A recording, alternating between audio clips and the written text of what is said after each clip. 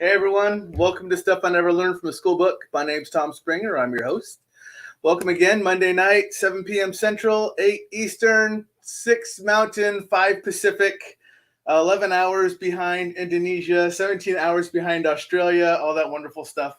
Anyways, as you know, my show is Monday night, 7 p.m., and I always have a guest, and tonight is no different.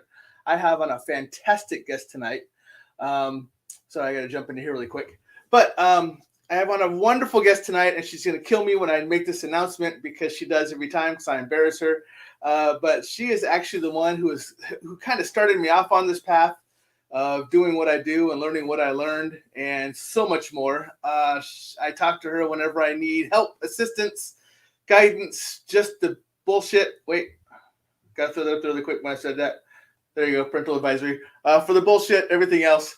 Blah, blah, blah. But anyways, live tonight for the second time, because she will be the first one making a second appearance, is my mentor, because I know she hates it when I say that, is Joannie White Buffalo. And there she is. Hello. I'm going to choke you.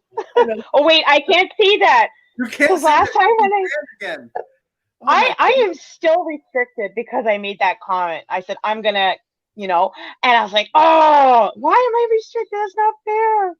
Anyways, yeah, it's just keeping you on your toes, making sure you behave yourselves, you mind your P's and Q's. Right. Got it. Right. Got it.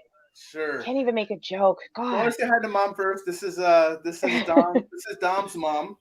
Hi. The owner of BB3 TV, one of the three owners of BB3, and this is his mom that tries to keep him in line and not very successfully. He still runs around and gets in trouble and all that good stuff, and she does the best she can. I actually think she's more of an influence than she is trying to stop him. But anyways, hi Mom. Thanks for sharing.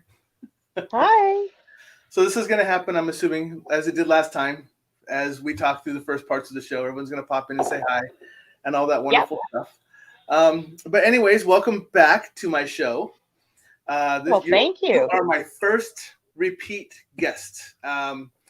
What? Individual. I did have on the Dimensional Encounters team, and then Holly did come on as well. And but as far as individual, you are my first return guest, and it was so fantastic. I had a huge outpouring of your show when we did it together, and you know me, I'm of course always going to have you back. So, I love you. I love you. Thank you. Zhang is the exact reason how come you heard me say the Indonesia time frame, because she is 11 hours ahead of us and she's in Indonesia. So hi Zhang, thanks for watching. Hi Zhang. Zhang also has a show on BB3. She plays piano. Nice. She records them and puts them up on BB3, and they're absolutely gorgeous. I know she's doing her next piece right now, so she's going to be posting that as well. And then you get a hello from Mama. So from one mom to another. I was just going to say that. I'm like, from one mama to another. Hello. Get out of my head, woman. So I have advertised 2 advertisements and a commercial, as you saw, about the show. And I have spread word of mouth rapidly through anyone I can reach out to, because this is definitely going to be a different show than what we're used to, as far as a lot of time it's the paranormal, or like I had a Reiki master on last time and everything else. But tonight is designed for dimensional. It's interdimensional, dimensional encounters, beings, anything else we can come up with. And you have a lot of background in this. I have a very small smidgen of it, but I am learning. Oh no, don't minimize your window. We all have experiences. It's just what we acknowledge or understand them as. But so like I said, I have a very small Stop. You gotta stop minimizing yourself. You are an amazing soul being. Oh, thank you. I appreciate that. I bet as we talk, you're gonna be like, "Oh my God, I've experienced that," or "I have a knowing about this." Like that's what I mean. Like you'll see as we chat. Yeah. It'll come up to you. Yeah. So I don't know where to start. I guess I'm just gonna let you start. I do. Yeah, I was Yes, saying, I'll start. Okay. you're the one who's So running this thing. I'm just here I'm here to taking get going. over. I'm taking over. Yeah, That's you're right. just sitting back there. I'm going to take over. We're done. I'll just click on buttons on the side and traffic moving. So, first and foremost, my name is Joannie White Buffalo, and as Thomas said before, I have my own Facebook page. I do free psychic live readings every Saturday, 10:30 p.m. Eastern Time, 9:30 p.m. Central. Yes, it's there in the chat. If you guys are interested in sitting and participating, or even just watching, or even booking a reading with me, please feel free. Come and visit me. I love to have all you guys join me.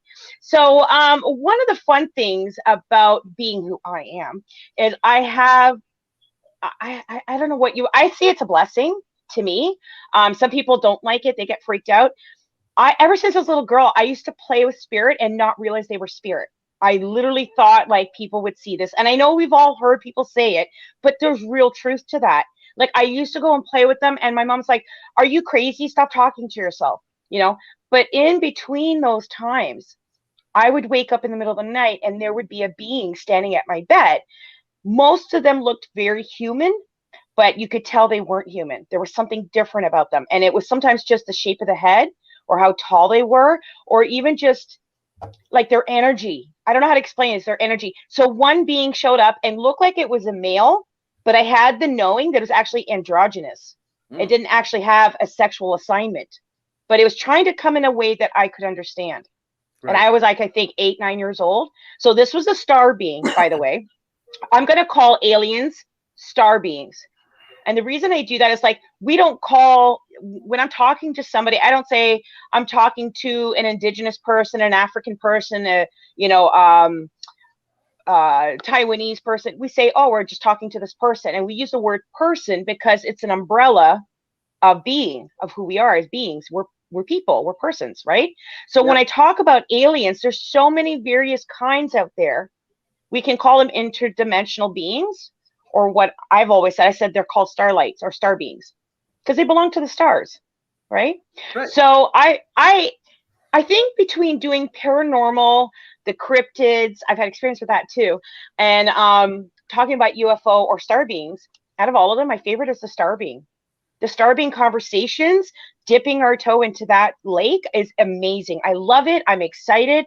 I love talking about this. I was on another paranormal show about a year ago. I've actually been on that show twice. I'm not sure if I'm allowed to say the show's name or not, but I can leave it later on on my page. But this person is all about, just like you, with paranormal dimension. And we got into conversation. And it was amazing because he said that there were things that I've talked about that not many other people talk about. And he's like, you know what? Like there was one thing in particular that I mentioned, and he's like, there's a doctor right now in the US, I think he's around Arizona, who was talking about this since the 70s. And it's not public knowledge. Some people know it's in bits. He goes, that's why I think like what you're telling us, there's got to be something to it because you know a little more than the average Joe. And I was like, oh, cool, thank you. So I don't know if that's like a good thing or a bad thing for other people, but for me, it's a blessing. It's a blessing. I have had some scary encounters, but for the most part, I've had really good encounters. And we'll talk a little bit about one in particular where I begged to stay with them. And they just rejected me. They threw me out like trash. No, you can't be here. Go back to your planet. So it was like, oh, I'm being rejected in every space I go to. This is so sad. But yeah, I guess we could talk about that. I will dip my toe into that area for now. I don't want to forget. We have planetary alignment happening right now. Yes. Right now, you guys. We are in Black Moon season. We're in the energy of Taurus, which is about pushing through, pushing forward, right? Gaining momentum. If there's things that you've been trying to get done and you're like, I've set everything up, ready to go, but I've been sitting stagnant for a while. Well, this energy, especially in Taurus, is going to help us push through like the bull with the horns. It's just going to power through. So pay attention to what you think about or where your energies are going, because you are going to manifest it tenfold. And why that's important to star beings, because the star beings are the ones that are helping us with this, with lining up the planets. If I can remember, I think I wrote it down the other day. I don't want to forget. It was, I'll get back to it in a second because I want to make sure. I don't forget. Oh no, where did I put it? Yep, farmer. I know, it's like, oh, Farmer. hurry, hurry, hurry. No. Oh, no, you're fine. No, I wrote it. I'm just clicking on people's writing in, so I'm just. Hi. No, because I wrote about it the other day, and I was like, I wanted everybody to know what planets were aligning, what to expect. It's in the sky right now. It started the tail end of April. So actually, we're going to go back to March 23rd. So we started March 23rd. The planet started their alignment, and the moon moved in, and then it started going into April, and now the first week of May. So all 5 planets are lined up. And the thing is I dreamt about this years ago. You ever have a dream that you had and maybe 10 years passed and you dream it again? And you're like, Yeah. oh, Yes. Okay. So this dream with the planets, I dreamt like 10, 12 years ago. And then I just dreamt about it again, not 5, 6 months ago. And that's the one I was telling you. I want to draw a picture to show everyone what I saw because it's significant. Again, I'm not finding it. I'm just like, oh my God. But the 5 planets lining up, I know it's Neptune. I know it's Saturn. Oh, it's just making me look so silly not having my paperwork Joannie, ready. you have a question, though, already. Sure. Let's bring it. So Nikki's asking, Joannie, I don't have great knowledge about what you are talking about when it comes to planets coming into Taurus.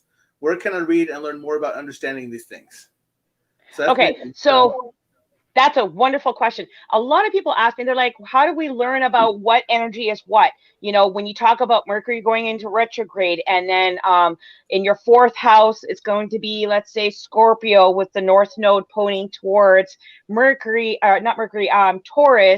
in 12th house. Like, you'll hear all those fancy words, right? And I probably just butchered it like crazy, but I'm just giving an example, you guys.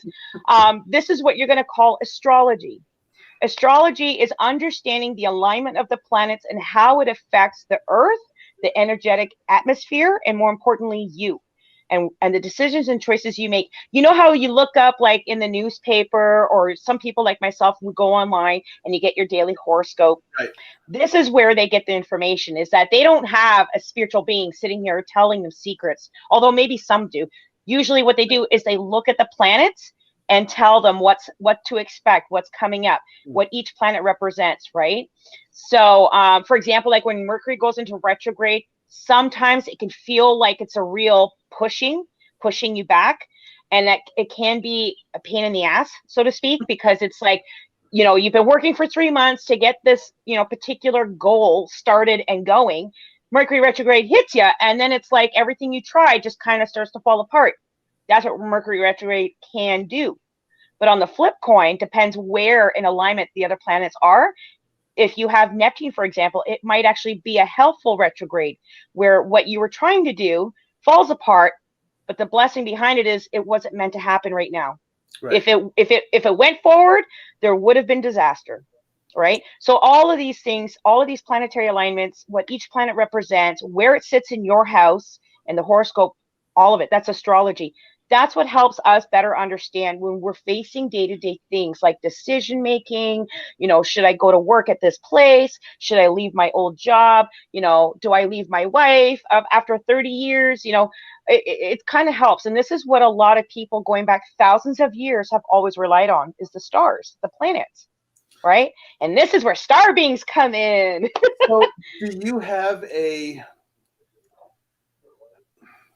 site, a book, any kind of thing that people can go out to look at? Do you know? I mean, just kind of get an overall, like just a site that you're reading on or something like that they can be like, all right, so I don't know, because like I know I'm a Pisces, I'm born on this day, but when it says moon and sun, but I'm like, what the heck are you talking about? You know, so where do I go to look for stuff like that? I mean, it took me a minute myself. Like, I'll be honest with me. For me, like, it took me a minute too, because there were sometimes things happening in my life, and I would go and read my horoscope the next day going, oh my God, the worst is happening. What does the horoscope say? Right? Mm-hmm. And then it would tell you, like, Mercury's in your 6th house of harmony. And I'm like, what the hell does that mean? Right. Right. So I don't know. I don't have any specific site for anyone to go to. And the reason being, and I know it's going to sound so, you know, down there, but I have already like this knowing or understanding. I don't know how I know this stuff, but I do. what I've done is cross-referenced what I get a knowing of. I'll look it up online and just cross-reference it. That's what I've done. Yeah. But I will tell you, best thing you can do is just type in, Google search, say horoscope, or you can type in what do the planets represent, zodiac signs. Right. I've even gone as far as numerology. So unfortunately, I'm sorry, you guys, I don't have an actual site, but this is what I do. Yeah, and I will tell you what I did, because there's a couple things that people have posted out on Facebook or whatever else, and it says, and they have these little sayings that go with them. So if you're a Pisces, but your moon is this and your sun is this. So I've actually gone out to Google, and I've gone sign Pisces, what is my moon, what is my sun, and it will actually take you to a page, and it asks you like, what's your birthday, your time of birth, what time you were born. And all where in the world, right? All the specifics, and it will tell you what's your moon, what's your sun, and some of the other information. So you can actually go out on Google and just Google that for the interest, and it will actually throw that to you. So absolutely, I'll tell you right now. Like when I did that myself, I didn't know because you all have a rising moon and a rising sun. Right. That is what your horoscope jumps off of. Think of a diving board. Your sign jumps off of this, okay? And what it jumps off that diving board is a combination of your rising sun and your rising moon, okay? And those two together is what helps accelerate. So I'm a Scorpio, and oh God, if I can remember, my rising sun is Pisces, and my rising moon is Scorpio. So what are the characteristic traits of a Pisces? Right? What are the characteristic traits of a Scorpio? So if your rising moon is Pisces, that means the darker energy of Pisces, because the moon is nighttime, the sun is daytime, right? Yep. So that's kind of how you can look at it. If we were kind of to talk about it in a simpler term, that's kind of what it means, right? So I would just go on Google, like you said, and say, hey, I'm a Pisces. I was born March, 13th at 6:59 a.m. from Nevada, United States, and the time of year. And it will actually go down and figure out mathematically where you are on those astrological charts, because it is math, right? Yes. And then it kind of does all of that, and then is able to like literally pinpoint exactly where you lie in that. Right. So but that still doesn't mean it's okay to be an ass just because your horoscope sign says you're a Scorpio, known to be an ass, Right. I'm just saying. So I want to say hi to William Nighthawk. Hi, William. I remember him from last time. Yes, you do. Sorry, brother. I don't know what's going on. How come you're not getting a notice? Hopefully everyone else is getting the site. It looks like I got people jumping on here from Facebook, so I think we're okay. Not quite sure why you didn't get the notice. Want to say hi to Darren. What's up, brother? He also has a show later on tonight, so that's why he just said he's just stopping in to say hi, and he shared it, so I appreciate it. Thank you. So, all going well there. I know we're kind of off what our topic was, but I do have to tell you that Nikki will tell you every single time because I'm a Pisces, but when it comes up, she goes, there is no way you're a Pisces. You do not match Pisces. and I really don't. When I read it, I'm like, I am not a Pisces. Well, I will tell you this. I don't know about how to teach others, like, I guess, like the book learning type of what your horoscope is or what it represents. I can tell you from the experiences I've had and what I call my knowings.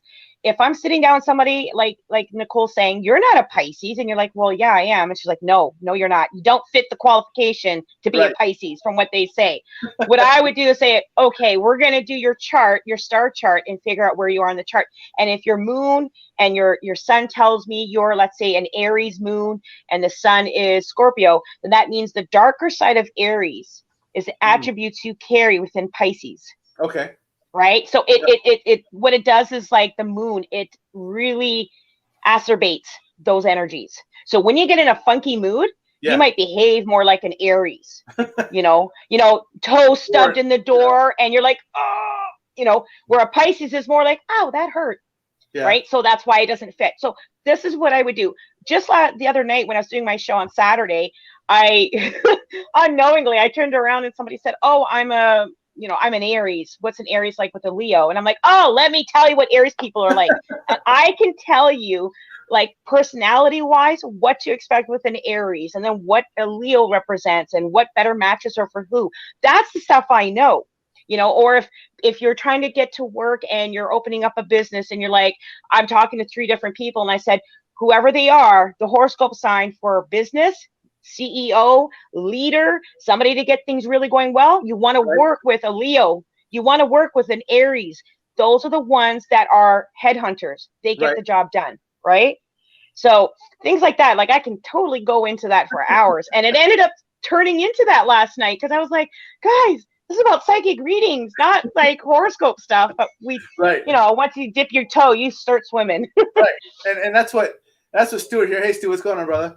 He's saying the complete astrologer and all the stuff you were talking about, he actually brought up and said that book will actually teach you all of that. So yeah, probably. So that's good. So thank you very much, Stuart, for bringing that up. So I know people will start looking at that too. Patricia does say she's a true Pisces.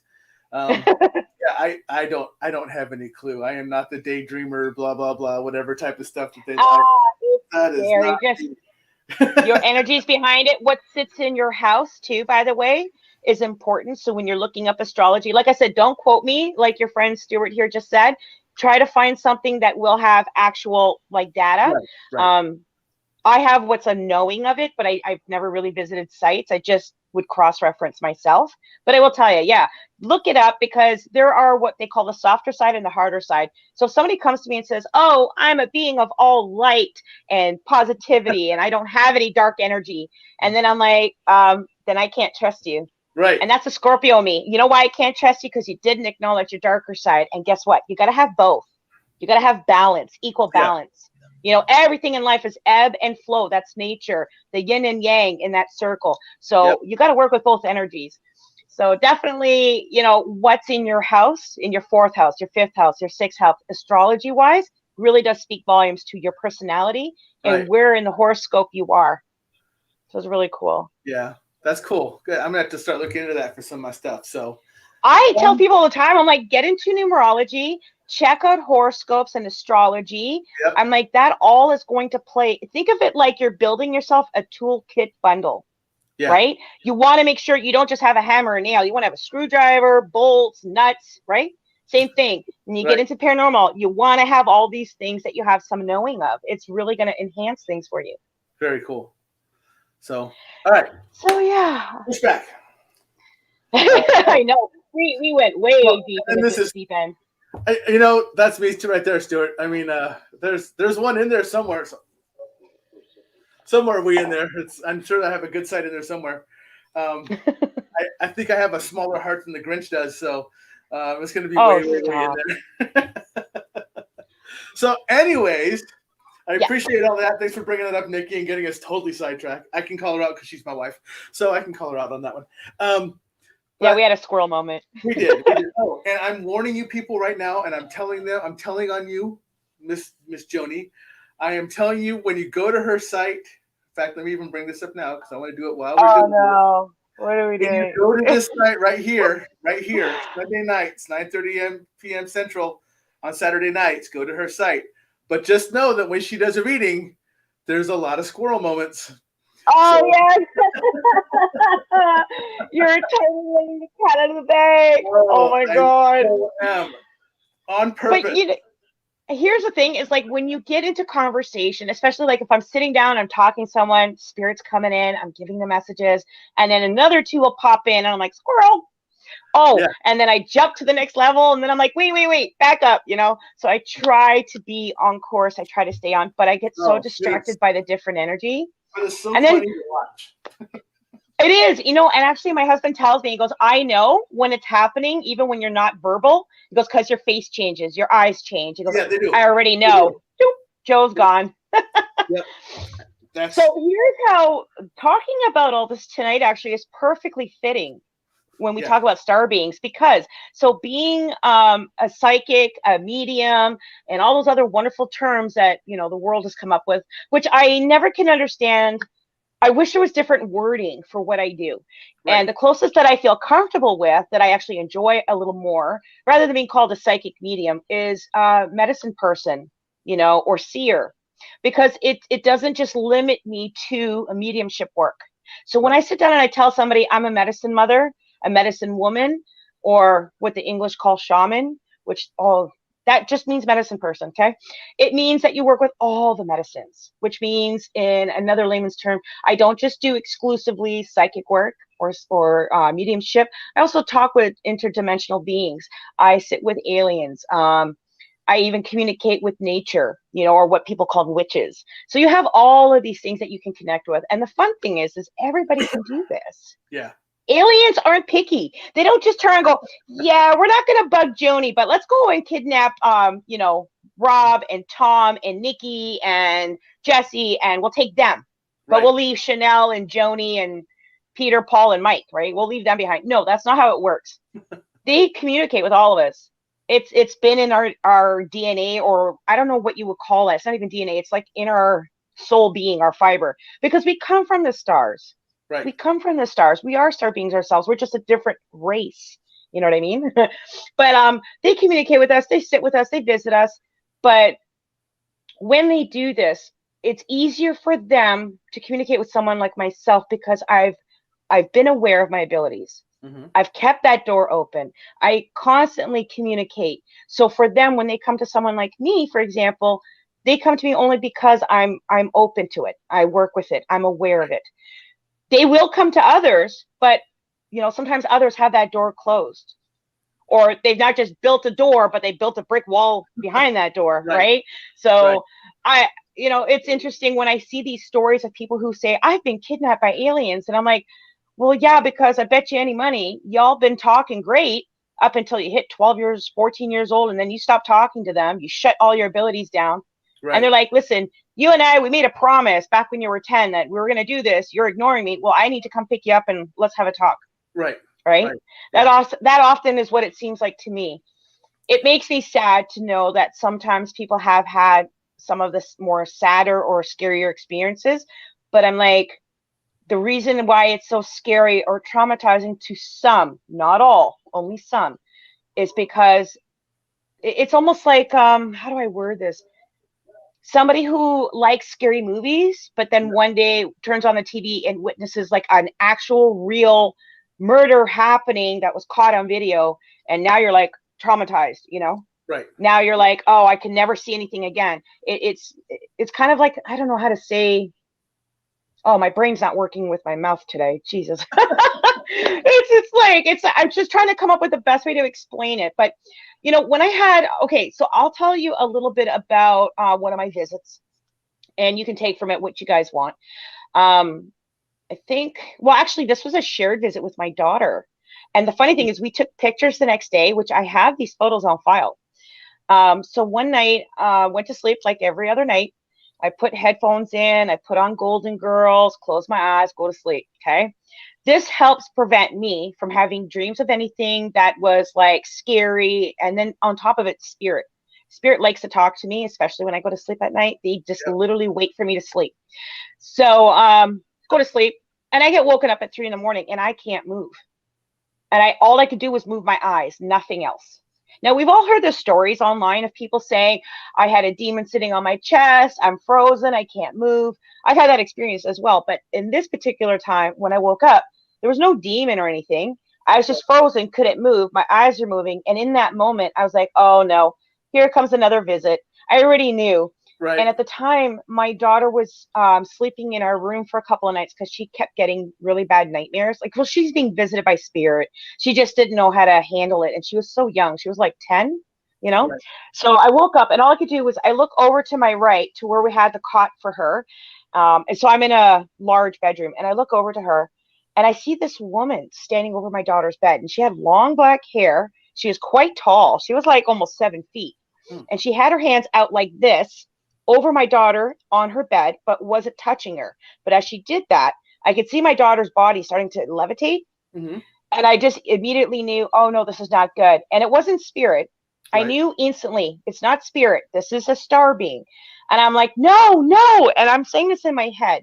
And as I'm saying no, a light shone through the window. And then these two beings walked through my wall and walked right over to me. And they were both probably like 5 foot, if that. And they were very white. They had very, very white blonde hair. One was a male looking. These are the androgynous ones I was telling you about. One is a male looking one. And the other one, I still even today can't tell if it was woman or man. but the male one made me feel like he was the leader. And he came over to me and he put his hand up and then he spoke with me telepathically. And he's like, don't worry, it's going to be okay. And I immediately responded, please, not her, not now. Please, she's not ready.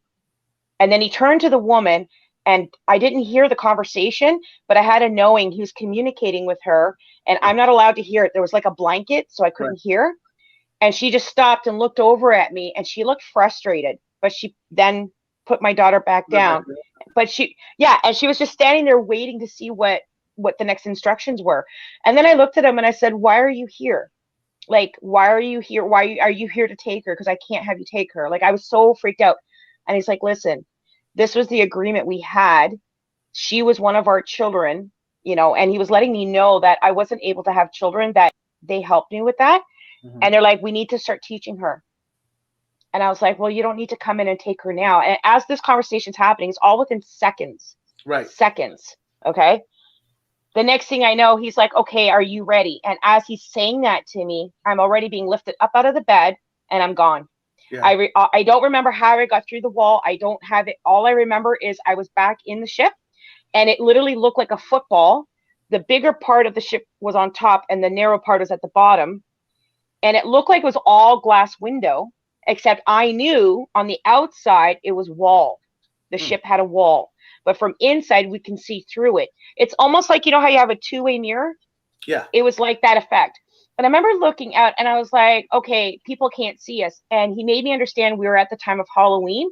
And he's like, no, but we need to collect few people. And as we're pulling out, he was making note of 2 or 3 people just in that vicinity, that area, that they were going to need to have to come back and get.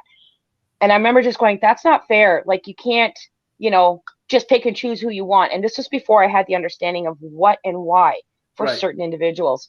So we go off and he brings me into the room and it's almost like in the center of the spacecraft.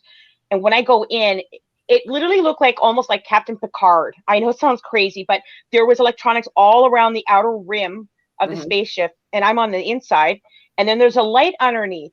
And as I'm walking, I noticed there's an inner ring. Okay. And I got to draw this for you so you can see it. But there's an inner ring. It's just a circular ring. And it's only about 2 feet wide, like this. Oh, yeah. Sorry, like this. And it's in a circular ring all the way around. In there is like a liquid water. Like, it's not water, but it looks like water. It looks like gel almost. Mm-hmm. And there was 2 children floating in there. Oh. And they were alive. And they were completely fine. And it made me think of like amniotic fluid. Okay. If that makes sense. Yep. And they're in this water. And so he makes me know that I have to step over the ring. There's like a barrier they're going to walk up over and not to touch the water. And I reached down and I said, let me just take them out. Because I thought maybe they were going to be not well, like being underwater. And he's like, no, that's what's healing them. Mm. I was like, okay. So I go in the center ring. And then remember I said in the beginning, there was a taller woman with long black hair over my daughter. So I'm back now in front of her. She came out of nowhere. I didn't see her. When we got on the ship, it was just me and those 2 shorter beings. So when I get to the center here, I'm looking at her and I'm like, oh, wow. Then I knew she wasn't a subordinate. She wasn't somebody who's following the orders of those 2. She was the leader. Mm. They were, I don't know what roles they played before, but when we got in the ship, I then realized she is the leader. She's like 7 foot tall, 8 foot tall, very tall, thin, lanky woman. She had a black robe on now. And she held out her hand and it looked like a glass bowl, except I knew that this glass bowl, like, it was electronic. Mm. I don't know how to explain. Like, I knew it was electrical. Yeah. And then smoke was coming out and she called to me and I said, I'm so sorry. I didn't know. Like, that's all I kept telling her was I didn't know. I felt like I was in trouble for preventing her from taking my daughter. And I just kept telling her, I didn't know. I'm sorry. I didn't know. And she's like, listen, that's enough. And she talked to me like, you know, a mother who's cooking dinner and the kids come up and they're yanking on mom's dress going, Mom, when's dinner? When's dinner? And she's like, that's enough, in a minute. Yeah. That's how she communicated with me after. Because remember, before that, I couldn't communicate with her. So she looked at me and I was like, oh, and then after we started chatting, it was almost like I don't know how to explain it. It's almost like a veil is over me. It's clear, it's see-through. And she called it the yokel. And she pulled it off me. And when she did, instantly I was like, my memories came back. Whatever memory I must have had all came back. And I was like, oh my God, are you going to let me stay now? And I had this knowing that we've been visiting for many, many years, and I've been with them for many, many years. And we were still on Earth, by the way, but they were needing to meet with me, and it had to be outside of the house. They were going to get going soon, but she's like, before we can finish what we're doing, seems like we got to take Joe, bring her on the ship, have a talk with her, remind her of what's going on, put her back, and then we can go collect the people we need to and get out of here. Like it was, I don't know, like if I want to say the word mission, but that's kind of what it was. So I'm begging her, can I stay? Can I stay? And she's like, no, absolutely not. And at that point, I remember like the reason I begged to stay, because once I was having those memories, I was already like, okay, my job is I'm like a supervisor when I go back to this space. And it sounds crazy when I say this, but it's like almost like I'm going home to my planet. Like this is, and I can't say the name of what it is. I don't remember it. And I've been trying to remember it, but I'm like a supervisor and I help with others in taking care of their health, their needs. So when they bring people up to the ship, they'll have like advanced cancer that's about to start in their body. And the way it's going to roll out is like this male who's coming up hasn't been diagnosed yet, but has severe cancer. And if they allow it to continue, that cancer will kill the person. Right. So they kidnap this person, bring them on the ship, and then we're supposed to scan them. And there's like an invisible clear sheet, and they stand in front of it, and you can scan their body, and then you heal them because they're. I'm not sure why, but I just know like that's what I'm supposed to do. So when I got back on the ship, all those memories are coming back, and I'm like, oh my God, this is the place I wanted to stay, because this place you can't get sick, you have a knowingness, you get to visit everywhere, like, and when you're in this space, like all you feel is unconditional love. Like there's no better feeling other than me being in spirit world was that feeling, right. No fear, zero fear. It was like, and we have to work together collectively, right? Because our planet is really struggling. And I was like, I could do more work if you let me stay. And I was trying to find reasons to get her to allow me to stay. I was like, I can do this and I can do this. And I'm pointing at all the electronic gadgets. Yeah. And she's like, no. And she took both my hands and put them down on my lap. She's like, no, listen to me. We're going to bring you back. You need to start working better on your abilities because you're starting to shut down again. You're not doing your work. Like I was being chastised right because I wasn't doing my work, and I'm like, really? I thought I've been doing it this whole time. And this was like just before I started going live publicly, by the way, on Facebook. So that's essentially around the time when I said, okay, I'm gonna have to start doing a little bit more, go out of my comfort zone, become more public. And that's what I did. Yeah. But I don't remember them putting me back. I don't remember any of that. I just remember waking up in the morning. Now here's why I talked about those photos. When I woke up in the morning, I had a triangular marking on my neck. It was like this. And there were dots, a series of dots, okay? Yep. My daughter had the same mark on her shoulder. Oh. And it looked like somebody took a red marker and dotted us with it, right? Really? It lasted for 12 hours and then completely disappeared. Oh. Right? So, completely disappeared. So and we took photos of it. I got a couple questions for you. I have questions and comments over here, but I have one for you for myself. Remember our conversation about this? Okay. Do you remember our conversation about this when I told you about my dream? And you were like, kind of. I was in a meeting for the last 3 days, and my brain's like fired. Like it's, so you have to talk a little, and I'll remember. This is something that no one on the show knows. Nobody knows because the only person I shared it with was you. I told you that I had what I thought was a dream, and you said, no, this was not a dream. This actually happened. And I told you that I dreamt that I was with you, but I was a different being. And you said, oh, yeah, I remember, or I know because, and then you said, tell me what you looked like. And I told you that I was huge. I was tall, and I was very big. Okay. Yeah, I'm starting to remember a little bit about and we just talked about this a few weeks ago, not even.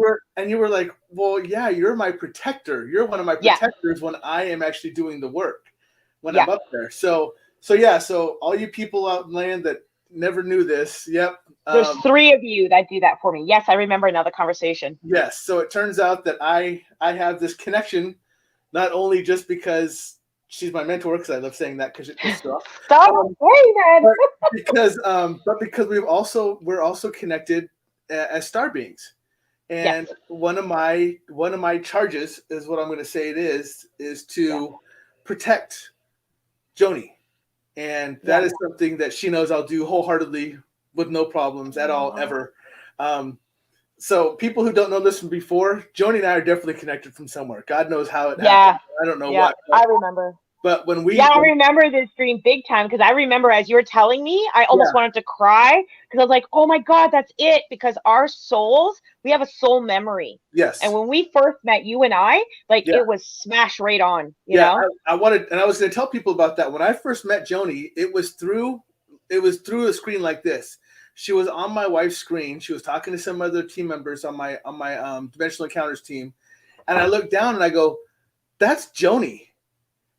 Didn't see her name, never met her before in my life, had no idea who she was. And I go, that's Joannie. And they were like, wait. I remember you said that out loud too. Yeah, and nobody knew my name except your wife, and she didn't say anything at the moment. Right. You just said it out loud, and we're like, how does this kid know my name? Are you kidding me? Right. And I was like, that's Joannie. I know who she is. They're like, how do you know her? I go, I have no clue, but I know who you are. Because I stood back behind her and I pointed her at you and I go, I know who you are. And you were like, that's weird. But yeah. So I do want to get some of the comments that are coming up on the side. One of them is from go ahead. I was just going to say, so you guys know, this is only one example of, and I don't say example lightheartedly. This is one experience I've had. It's just a small example of the visits I've had, and I've had many.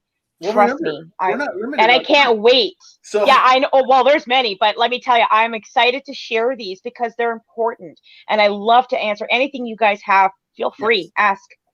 So, Stuart is asking, my wife and her good friend swear I have been abducted by star people. I don't think so. Can you sense the truth? Yes, I can.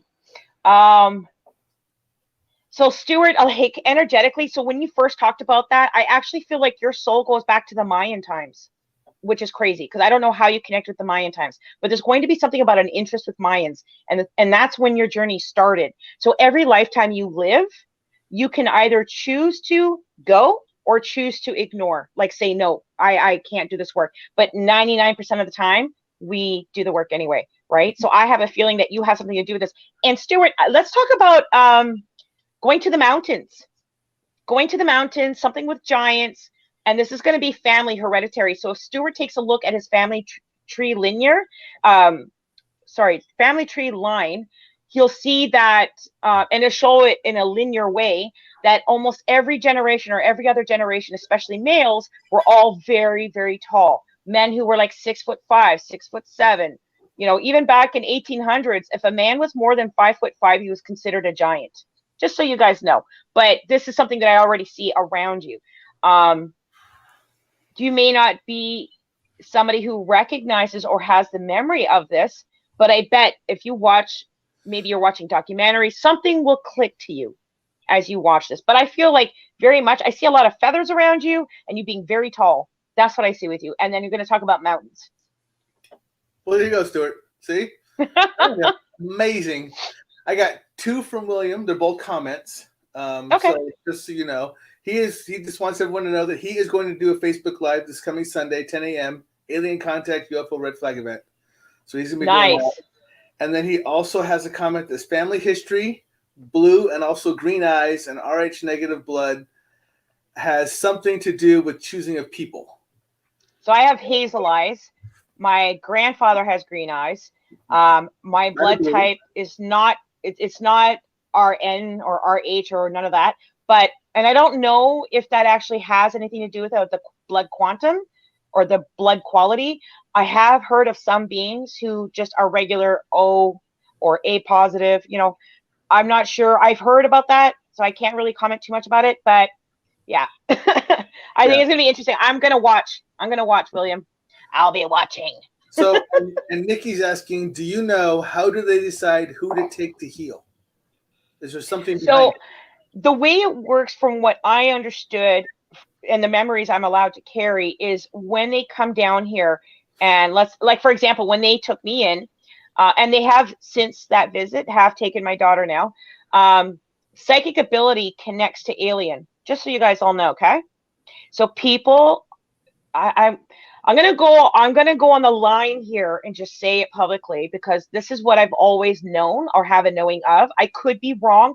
I am fallible, but I'm going to tell you from what I understand is anybody who has worked with their abilities, somebody who's out in the public doing psychic reads, mediumship, whatever, empathy, or being an empath, doing Reiki, they're all star beings.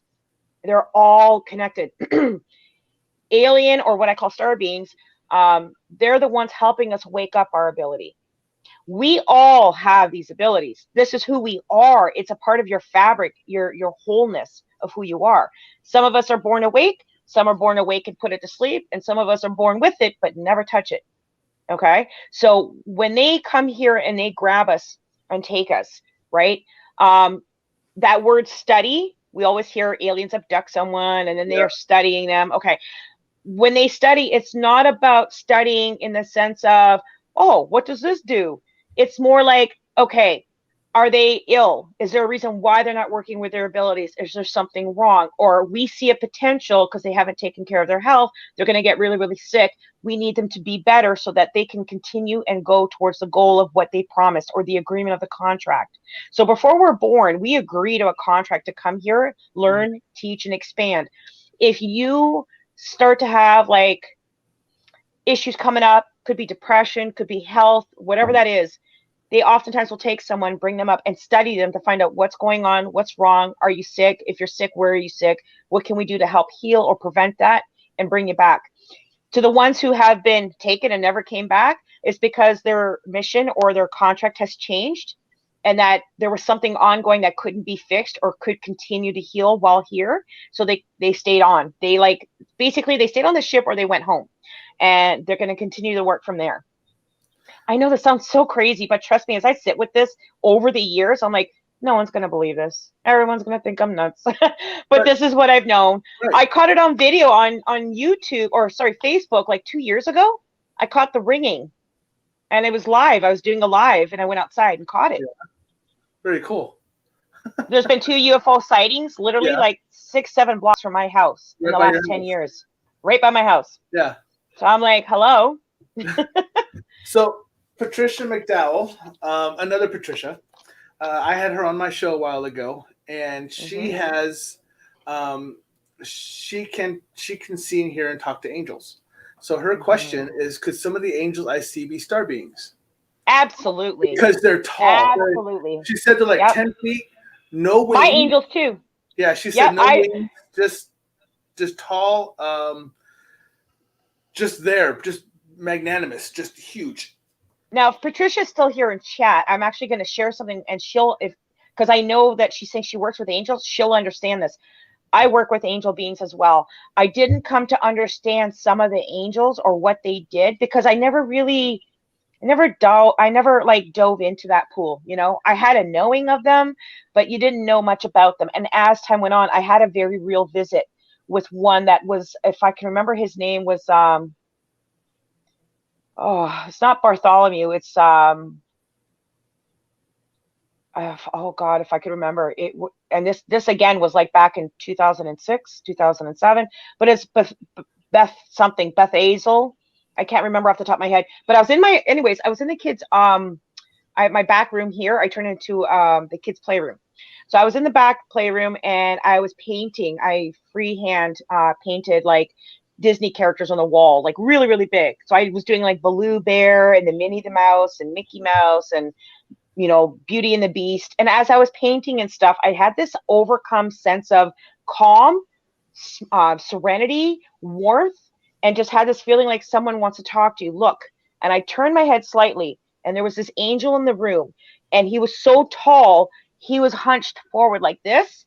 His shoulders even were front and he was like leaned over to the ceiling, you know, He couldn't. And he turned to me and he gave me this knowing information. And I just was in complete awe. I dropped my paint on the floor, which still today the paint's there. And I was just like, what am I seeing right now? And so we had that conversation. And funny enough, I had some religious people show up at my door the very next day at the exact time wanting to talk to me about God. And they were Jesus Christ Latter-day Saints people. And when I mentioned the name to them about who just showed up the day before, the woman started crying and she was shaking and she was flipping through some Bible trying to show me the name. And that's why I can't remember, because they actually had the name down. So after that, I remembered sitting down trying to learn about the different angels. And I had a dream where there were 3 angels that came to visit me. And then I started to understand who they were. But when they came in, I had that knowing that they're star beings. Okay. These are star beings. And they dress in human-like form or to look humanized so we don't get afraid. Yeah. Now, they're not, coats. Like they were yeah, they're not ugly. They're not scary looking, but they're not what we would, expect, right? Right. You got spirit in your room, by the way, right now. Me? So, yeah. Oh, well, hi. It's a woman. Oh, okay. It's a woman. Could be my mom. So we have another one. Kano Hi, Kano. is saying, just recently in April, first during my sleep, I was sucked into a light into the sky. I can't remember anything. Approximately a week after, while I was in the backyard at night, I saw the same huge dish shape in the sky as we were saying hi, and boom, it disappeared. I hope you can shed some light. Yes, that was a real visit. And it's not the first time, by the way. But if they're coming to visit you, it's because they're trying to communicate with you. So the one thing I would say is start putting out energetically, because star beings don't communicate vocal. Just like spirit, they communicate by telepathy. I'm going to kill Rob because I almost said telepathic. I'm Right? kill him. Telepathic. Jesus. Yeah. Thanks, Rob. they communicate with us telepathically, but energetically as well. So the universe, I've said this from day one, universe does not understand bargaining. They don't understand begging and talking. They understand your energy.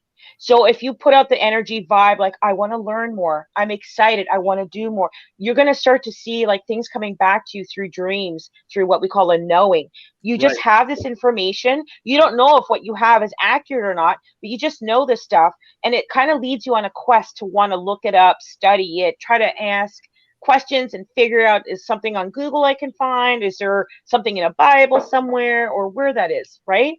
So those are very real visits. And if they're coming to you and you're able to have memory of, even if it's just a light is all that you remember, know that they're already communicating with you. So Kano, what I would suggest you start doing to connect with these star beings is start working on your spiritual path, which means there's no right or wrong, you guys. Some people go, oh, if I'm Catholic, that means no. And I'm like, it doesn't matter what your religion is. That's just, religion is a beautiful concept to get you to where you need to go in spirituality.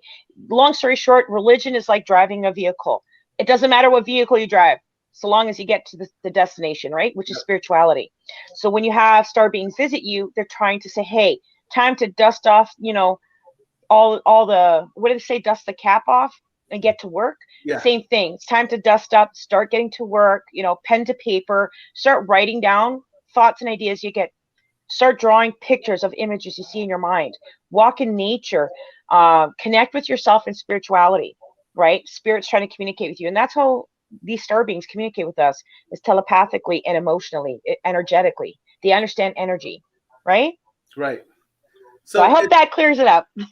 It is interesting because you and I have had a couple of conversations, but one of them I found this was all very new to me. I never had anything like this till I met Joanie. So, but what was funny was that I actually had a conversation with you about one of my dreams. And you said that wasn't a dream, that was an astral projection. You actually traveled there. And I explained what I saw, and I'm going to tell the people what I saw. I was actually, the best way I can say it is flying over. It looked like it was mountainous, and it looked like everything was made out of diamonds.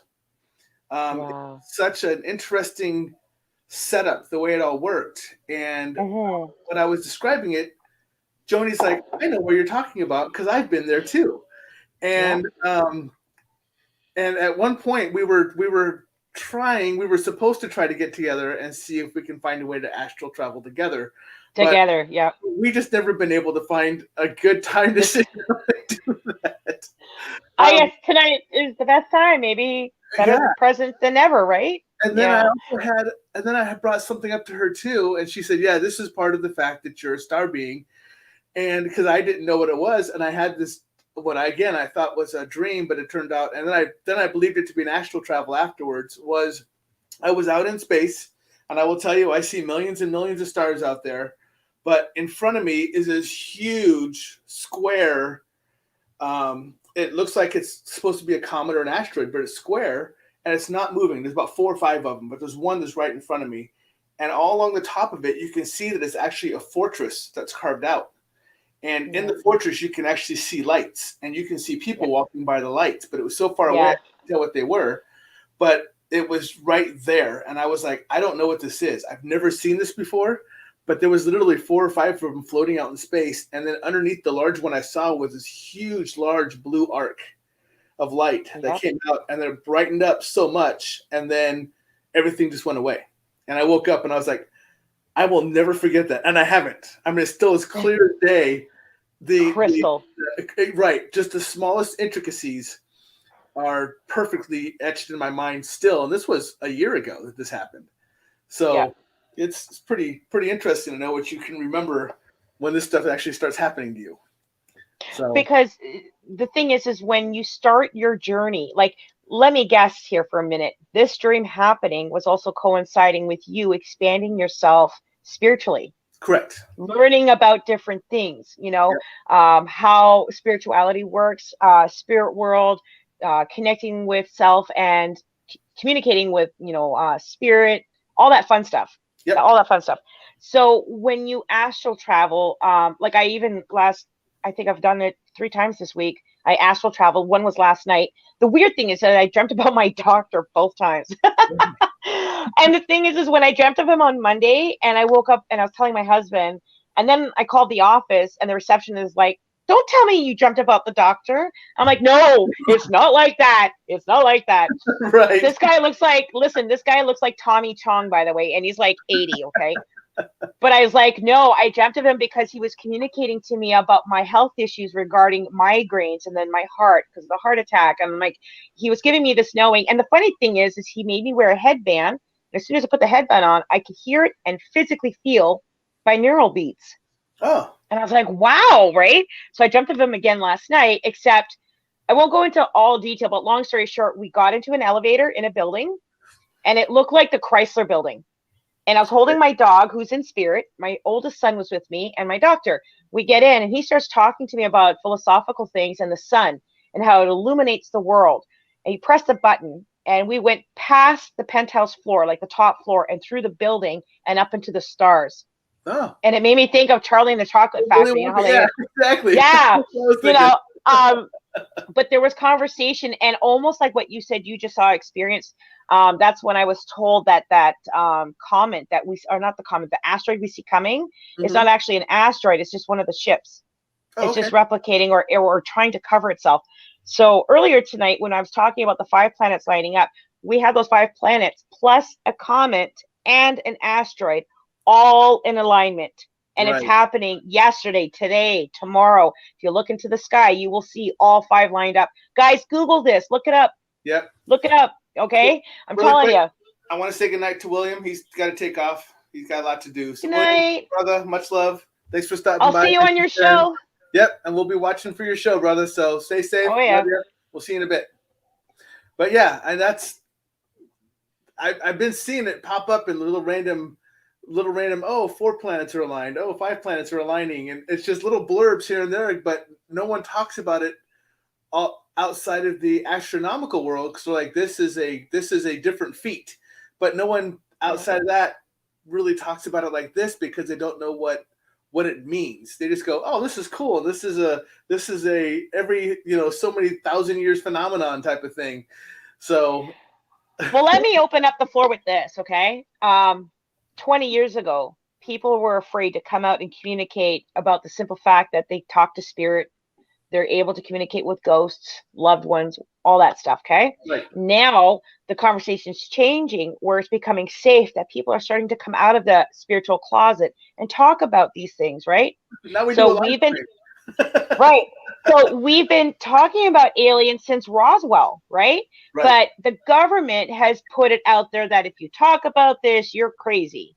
And they try to deny all of that. But at the end of the day, when you look at all the facts, you can't help but, it forces you to step away from what the government's been saying, those higher ups, and it starts making you understand there's got to be something more than this. And I tell people all the time, come on, man, don't be narrow-minded. The world is much bigger than our planet. Like, there's so much more out there. Yeah. So I will say this: the Canadian government has publicly admitted of UFOs and aliens. Yes. Okay. I love that. And I'm Canadian. That's what makes me so super proud, is because they know that there's these things that exist. I mean, like I said, a couple of years ago, we had 2 different sightings that were caught on video, and the University of Toronto, amongst with Ryerson and the US government, or the Canadian government, have all come in and said, yeah, there was a sighting. There's the US Navy also came out and admitted it now.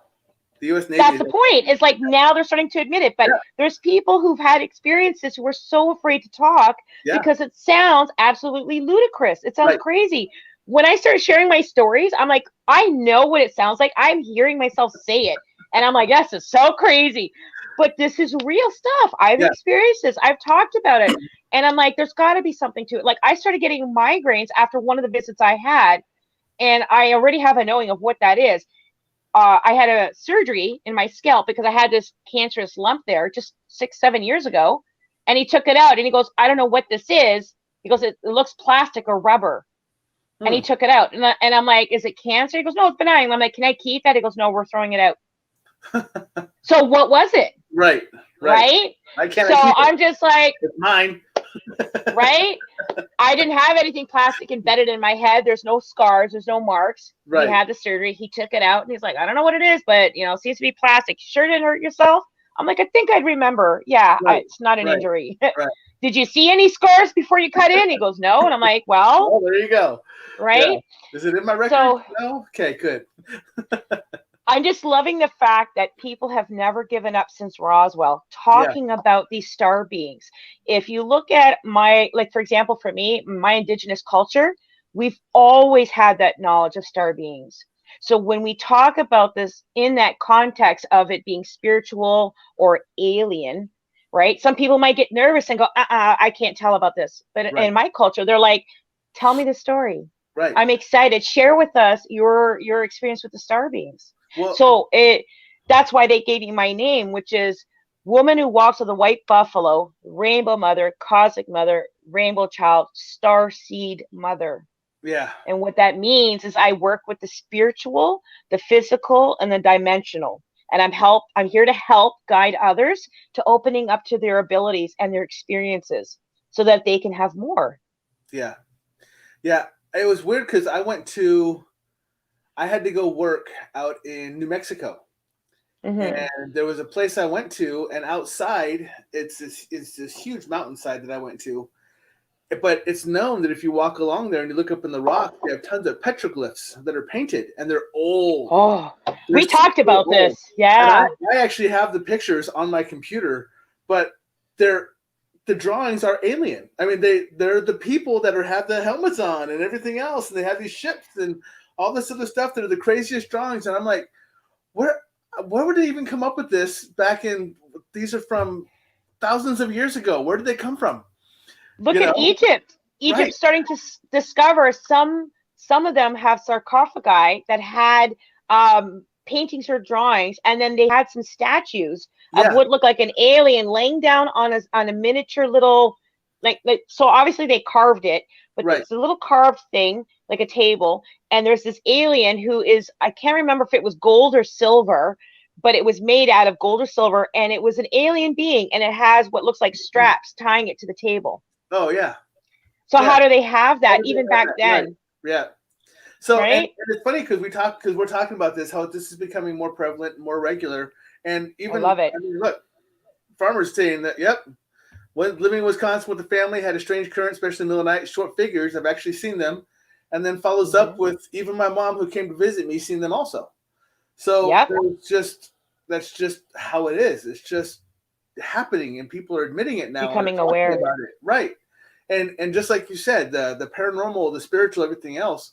But that's what I'm saying. They're all connected. Look how many of us are just randomly. I mean, we all have shows because we're all connected one way or another. So we come on and talk about it really now, like it's common. We have this pull.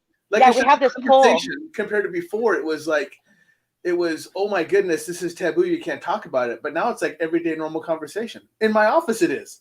At work, people are like, hey, how was your show last night? What'd you guys talk about? And so I'll tell them. And they knew all about the show coming on tonight. And they were like, oh, cool. I want to hear about it tomorrow. And I'm like, well, come watch me tonight if you can't, whatever else.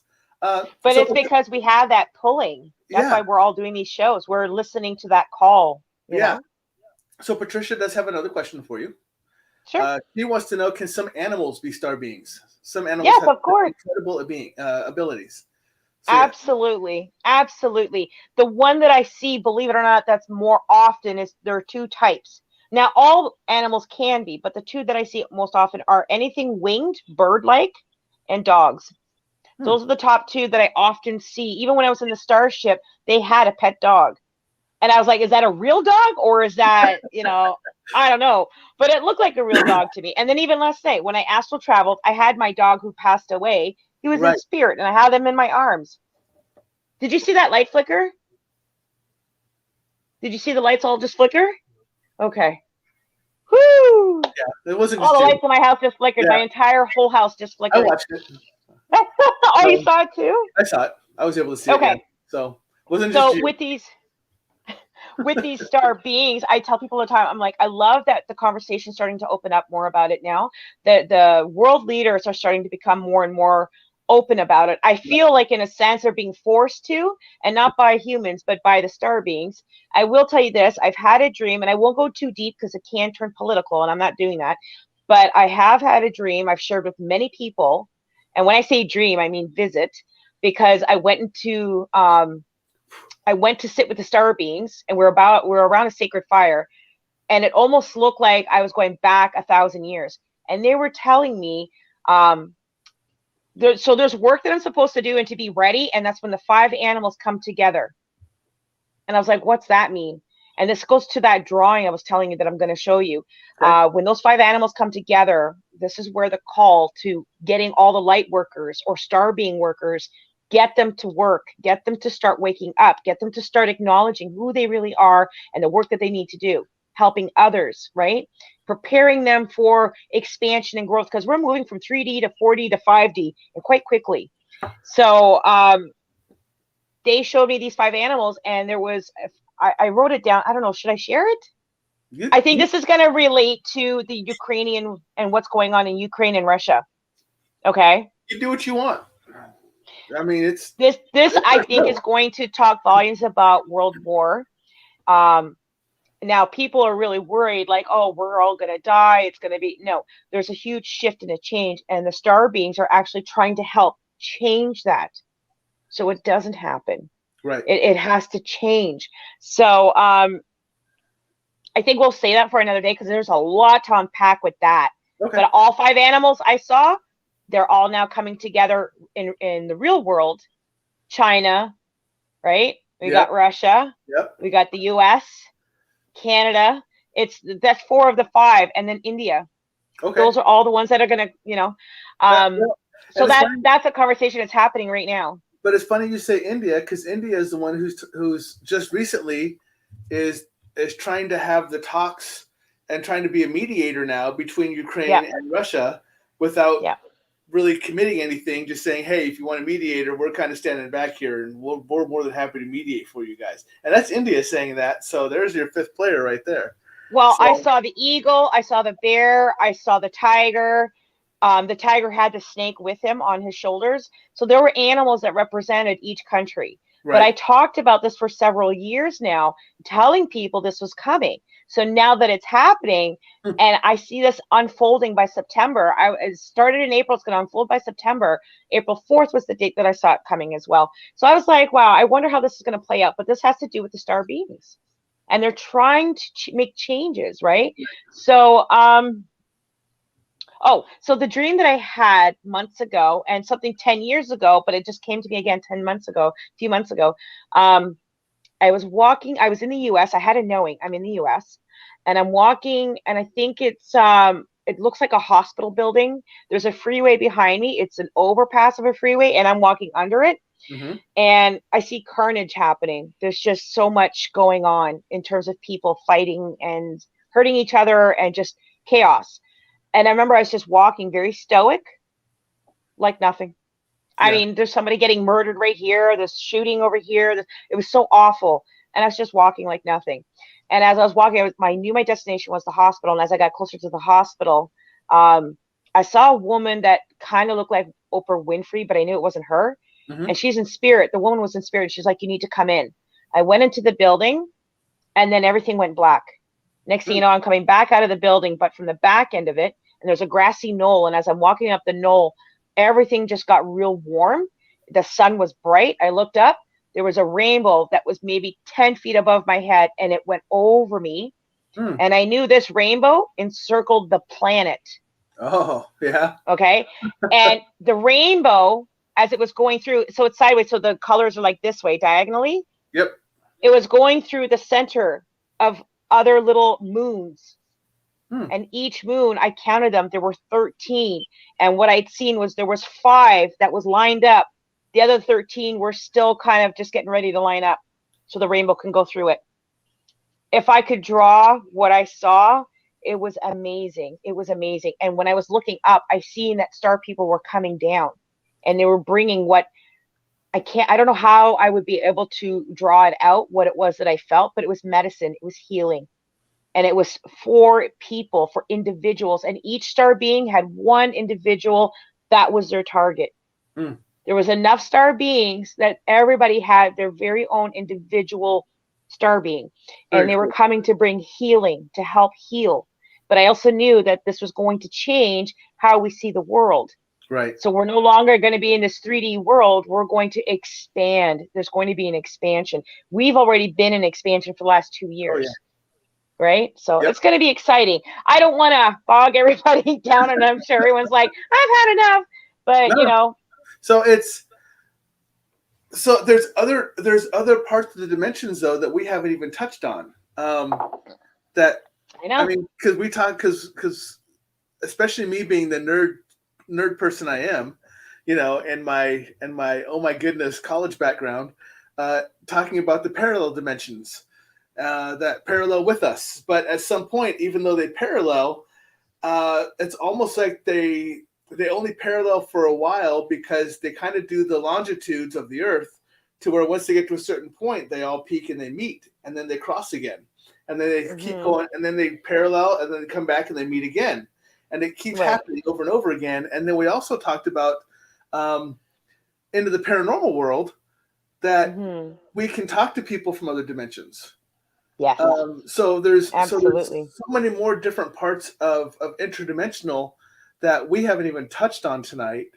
But I shared that experience with you, that there's a lady named Mary that stays with me, and she's from a totally different dimension. And the people that we know couldn't hear her, and they tried to figure out, well, what are you talking about? And I said, well, I can hear this lady named Mary, but she's letting me know you can't hear her because she's from another dimension.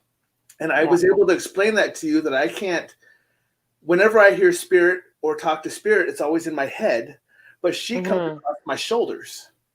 So it's like a totally different feeling that allows me to know that she's from a different dimension, because it relates to a different part of me. So there's so much more that you and I have even touched on as far as dimensional, interdimensional, parallel dimensional type of things that we can continue on. Down these different paths about. So it's crazy how much more ties into this. Yeah. But everything I sense with my body, the parallel dimensions, the listening to the people that talk to me from different dimensions, everything else, all originate from the star people. It all originates from the star people. And that's how. If we've got time, I'd love to dive into that a little bit. Are we able to take like a 2-minute break? Because Buddy's been throwing up since this morning. I'm just going to take him outside right now. Yeah, because he just let gas go, and I'm like, I don't want to smell it. Here and talk. So okay. So, and let's say 2-3 minutes. Yeah, I'm going to talk about the dimensions. Oh, we're going to unpack if we've got time. What is our time frame? Until we're done talking. I love it. Yeah. I love it. So go do what you do. Okay. I'm going to sit here and entertain the audience and all that good stuff, and I'll see you in a couple minutes. Yeah, talk to them a little bit about what your experience was in terms. I know, but in terms of the dimensions. Okay. Okay. Yep. I'll be right back. Okay. So yes, as we've been talking here, we all kind of see what's going on. I told you it was going to be an amazing conversation because she has a lot of knowledge, and I'm just kind of learning about it. Stuart, I want to bring this up because I saw this. It was very cool. Always mentioned the all as God standing in the middle of opposing mirrors with images of world to go out to infinity. That is kind of what I see when we cross over, like when our dimensions are parallel for a certain mark, but then they start to close up, just like what I call longitudinal lines of that we have on the planet.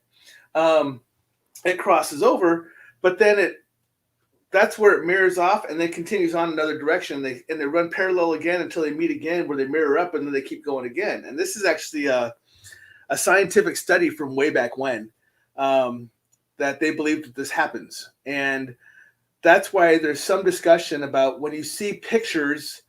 I've only seen very few of them, but they always show the pictures of where it looks like one person just doesn't match in that time frame. Almost like time jumping. Like you see someone in the 1950s, but it looks like they're holding a cell phone. And people are like, oh, that's not real. That can't be real. Well, that's when those parallel universes are crossing over. It's two different time frames crossing into each other. So, buddy, that's what's happening. Come on. So, get out of there.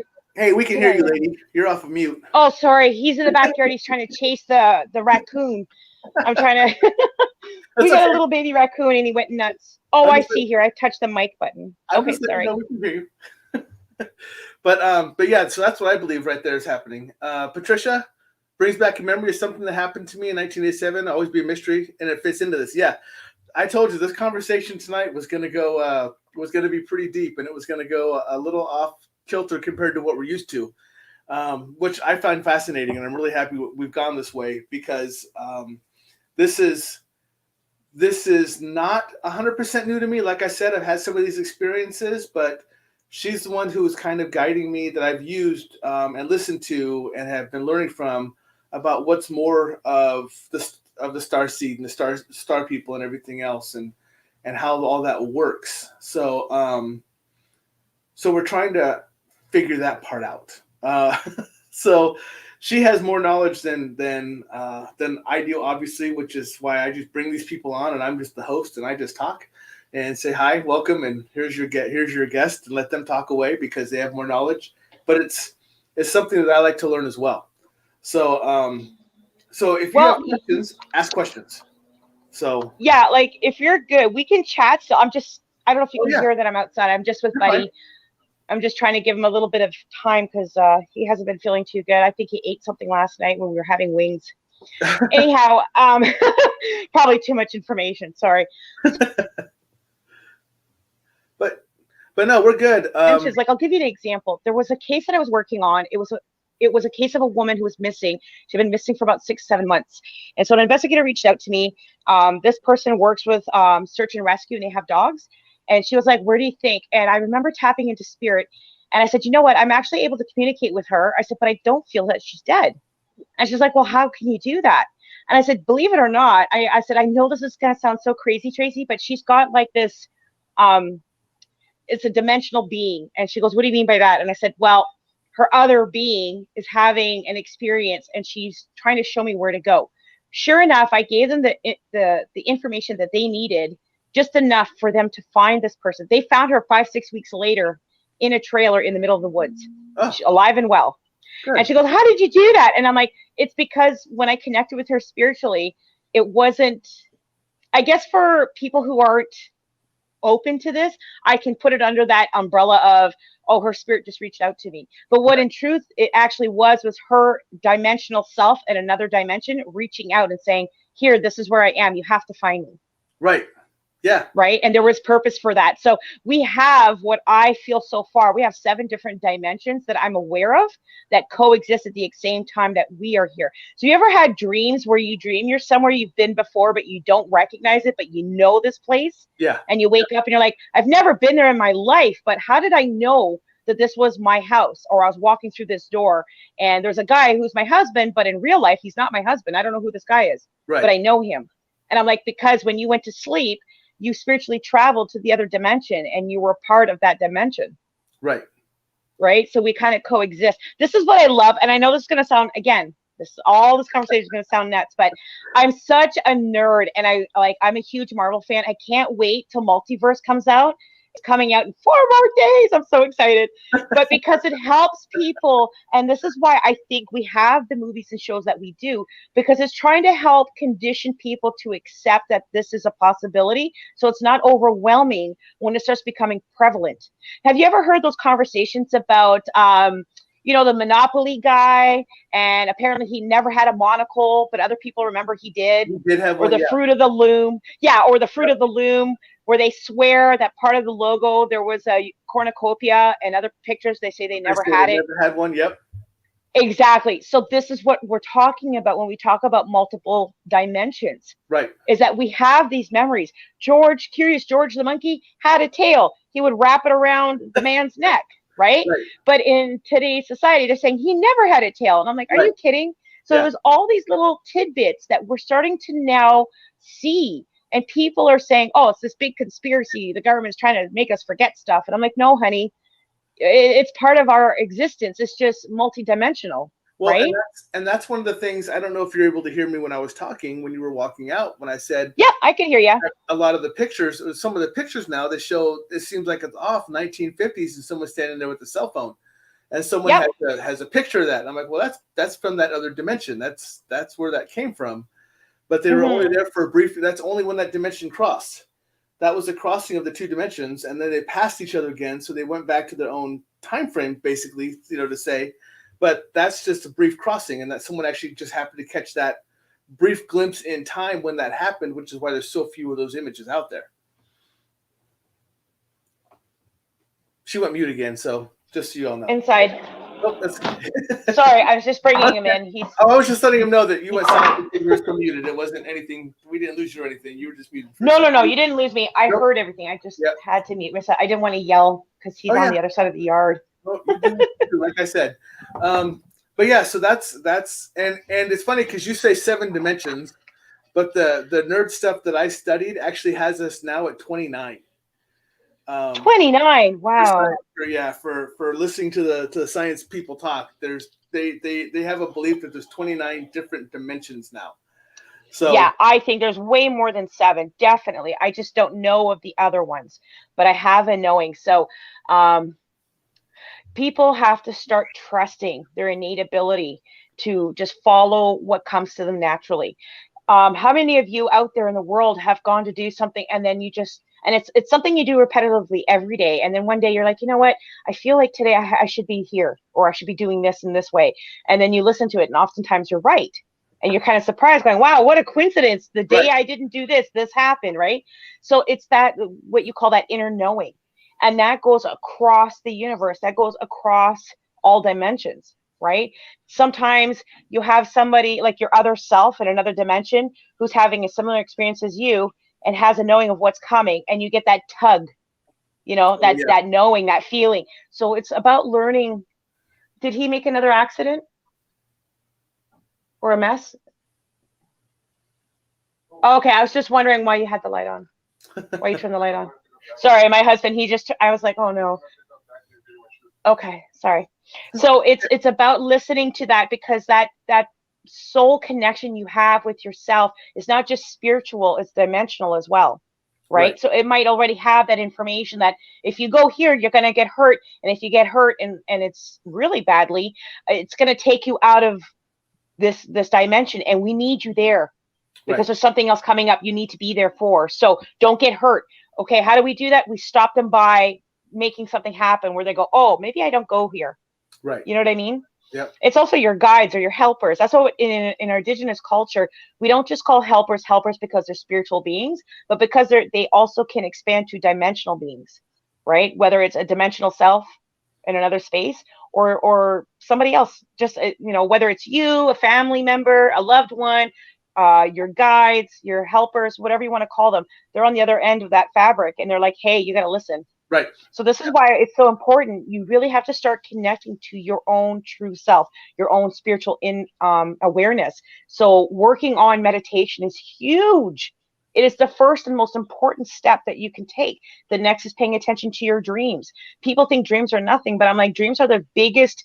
It's your movie window to the Right. other side, right? You really have to pay attention to it. And the things that you see, they often are very important. They're significant and they're symbolic, Yeah. right? So they might be symbolic, or it might be you actually peeking in on a dimension that you exist on, that something's happening and you need to see that.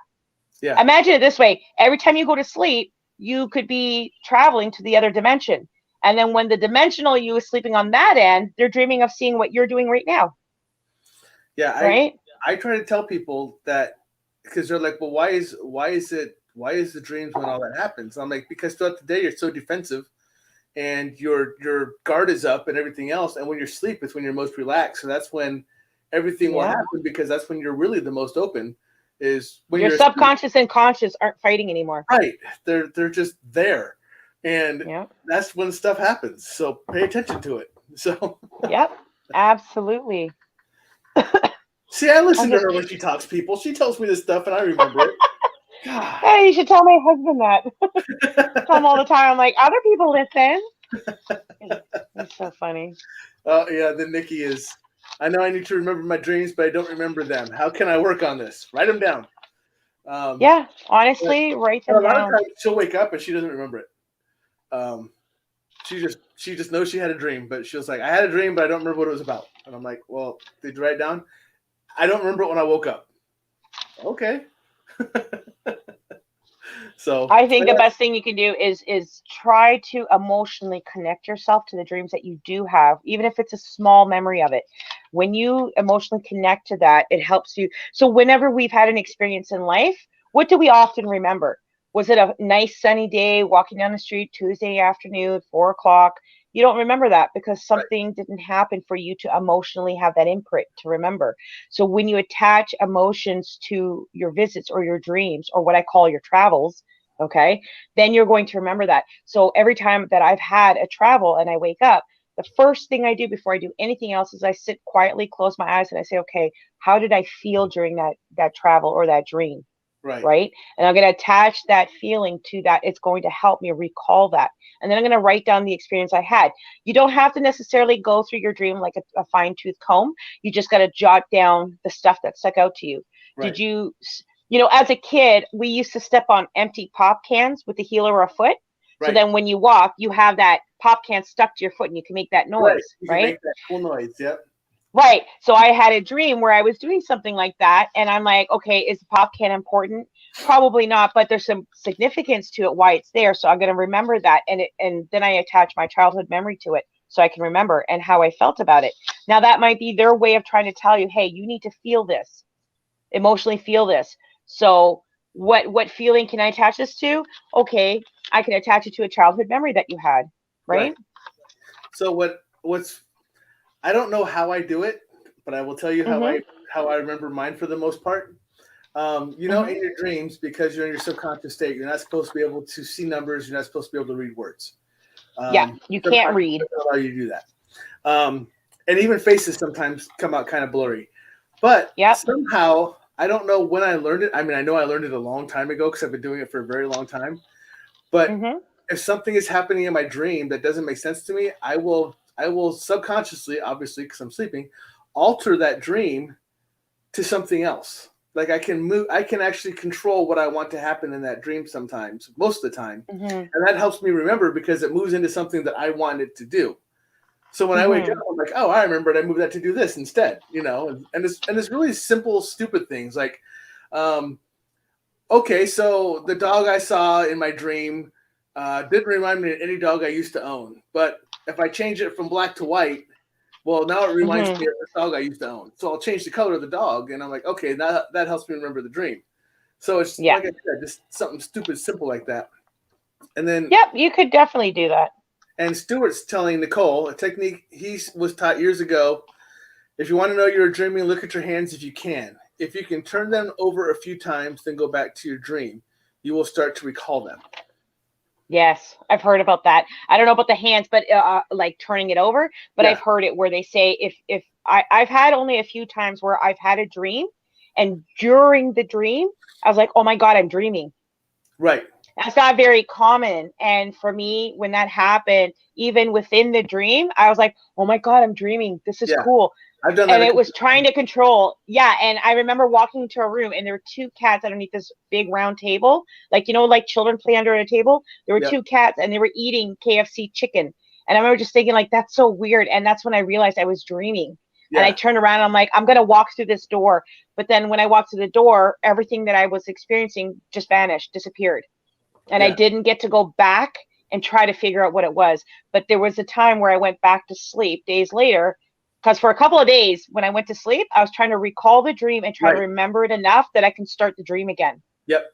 So it didn't work that time, but it has worked down the road. And people have said if you can physically look at your hands, Yeah. like we see in the movies, if you can look at your hands, it's almost like you're connecting yourself and knowing this is a dream if I can do this. Right. So I've heard of that. Yeah. Absolutely. And I'm really good about, if I wake up from a dream, forcing myself back to sleep and picking up where I left. I'm very good at that.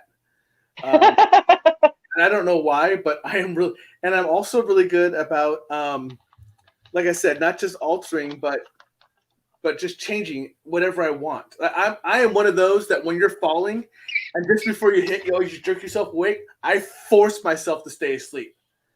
But do you know why we do that? That's called a hypnotic jerk. Do you know why you do it? No.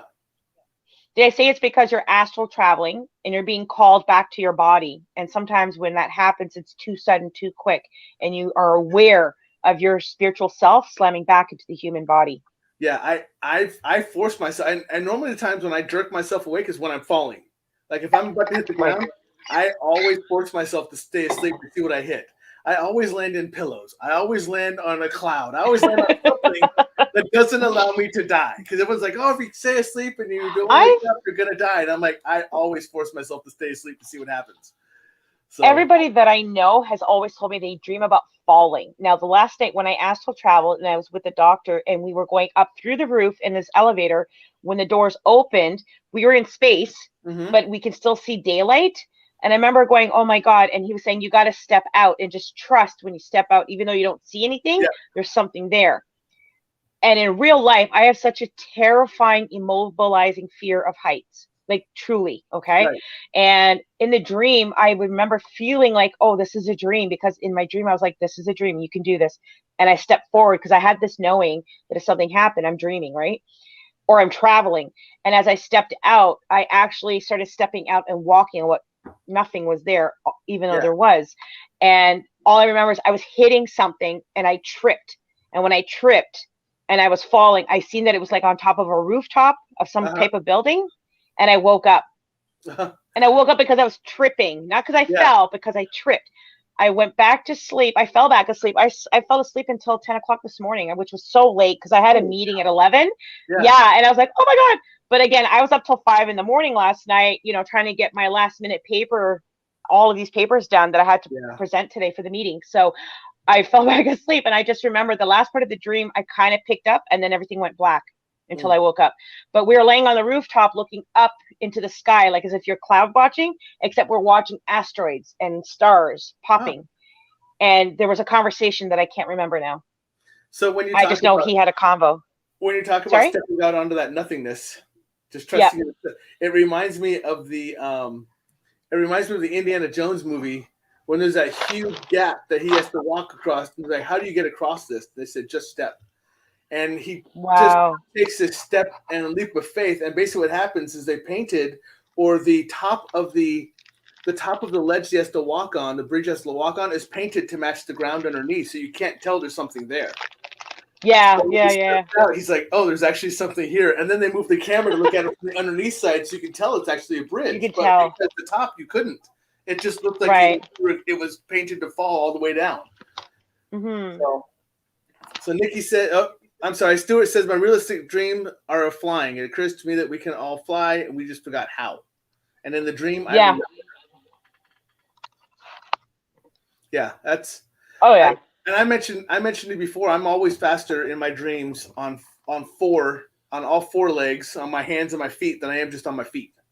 I always run. Yeah, that's weird. I always run like I am a wolf, a dog, a lion, something in my dreams. I never run on my own 2 feet. I always run on all fours, and I am so much faster than that I could ever be on my 2 feet. I think you and I would have had a lot of fun as kids because that was the only way I would run when I was younger. Yeah. I had so much fun because we used to play like in Right. the bush. That's Like, what I did. so it's called manhunt. And we used to play in the bush all the time like that with my cousins. Yeah. And a lot of times we'd go down to run just like that. Yep. And so if anybody tries to see us, we're still running, but they can't see us because the bush is only like this tall. It's almost like in that gallop. Like like a gallop. Yeah. That's what I did. That's what I do too.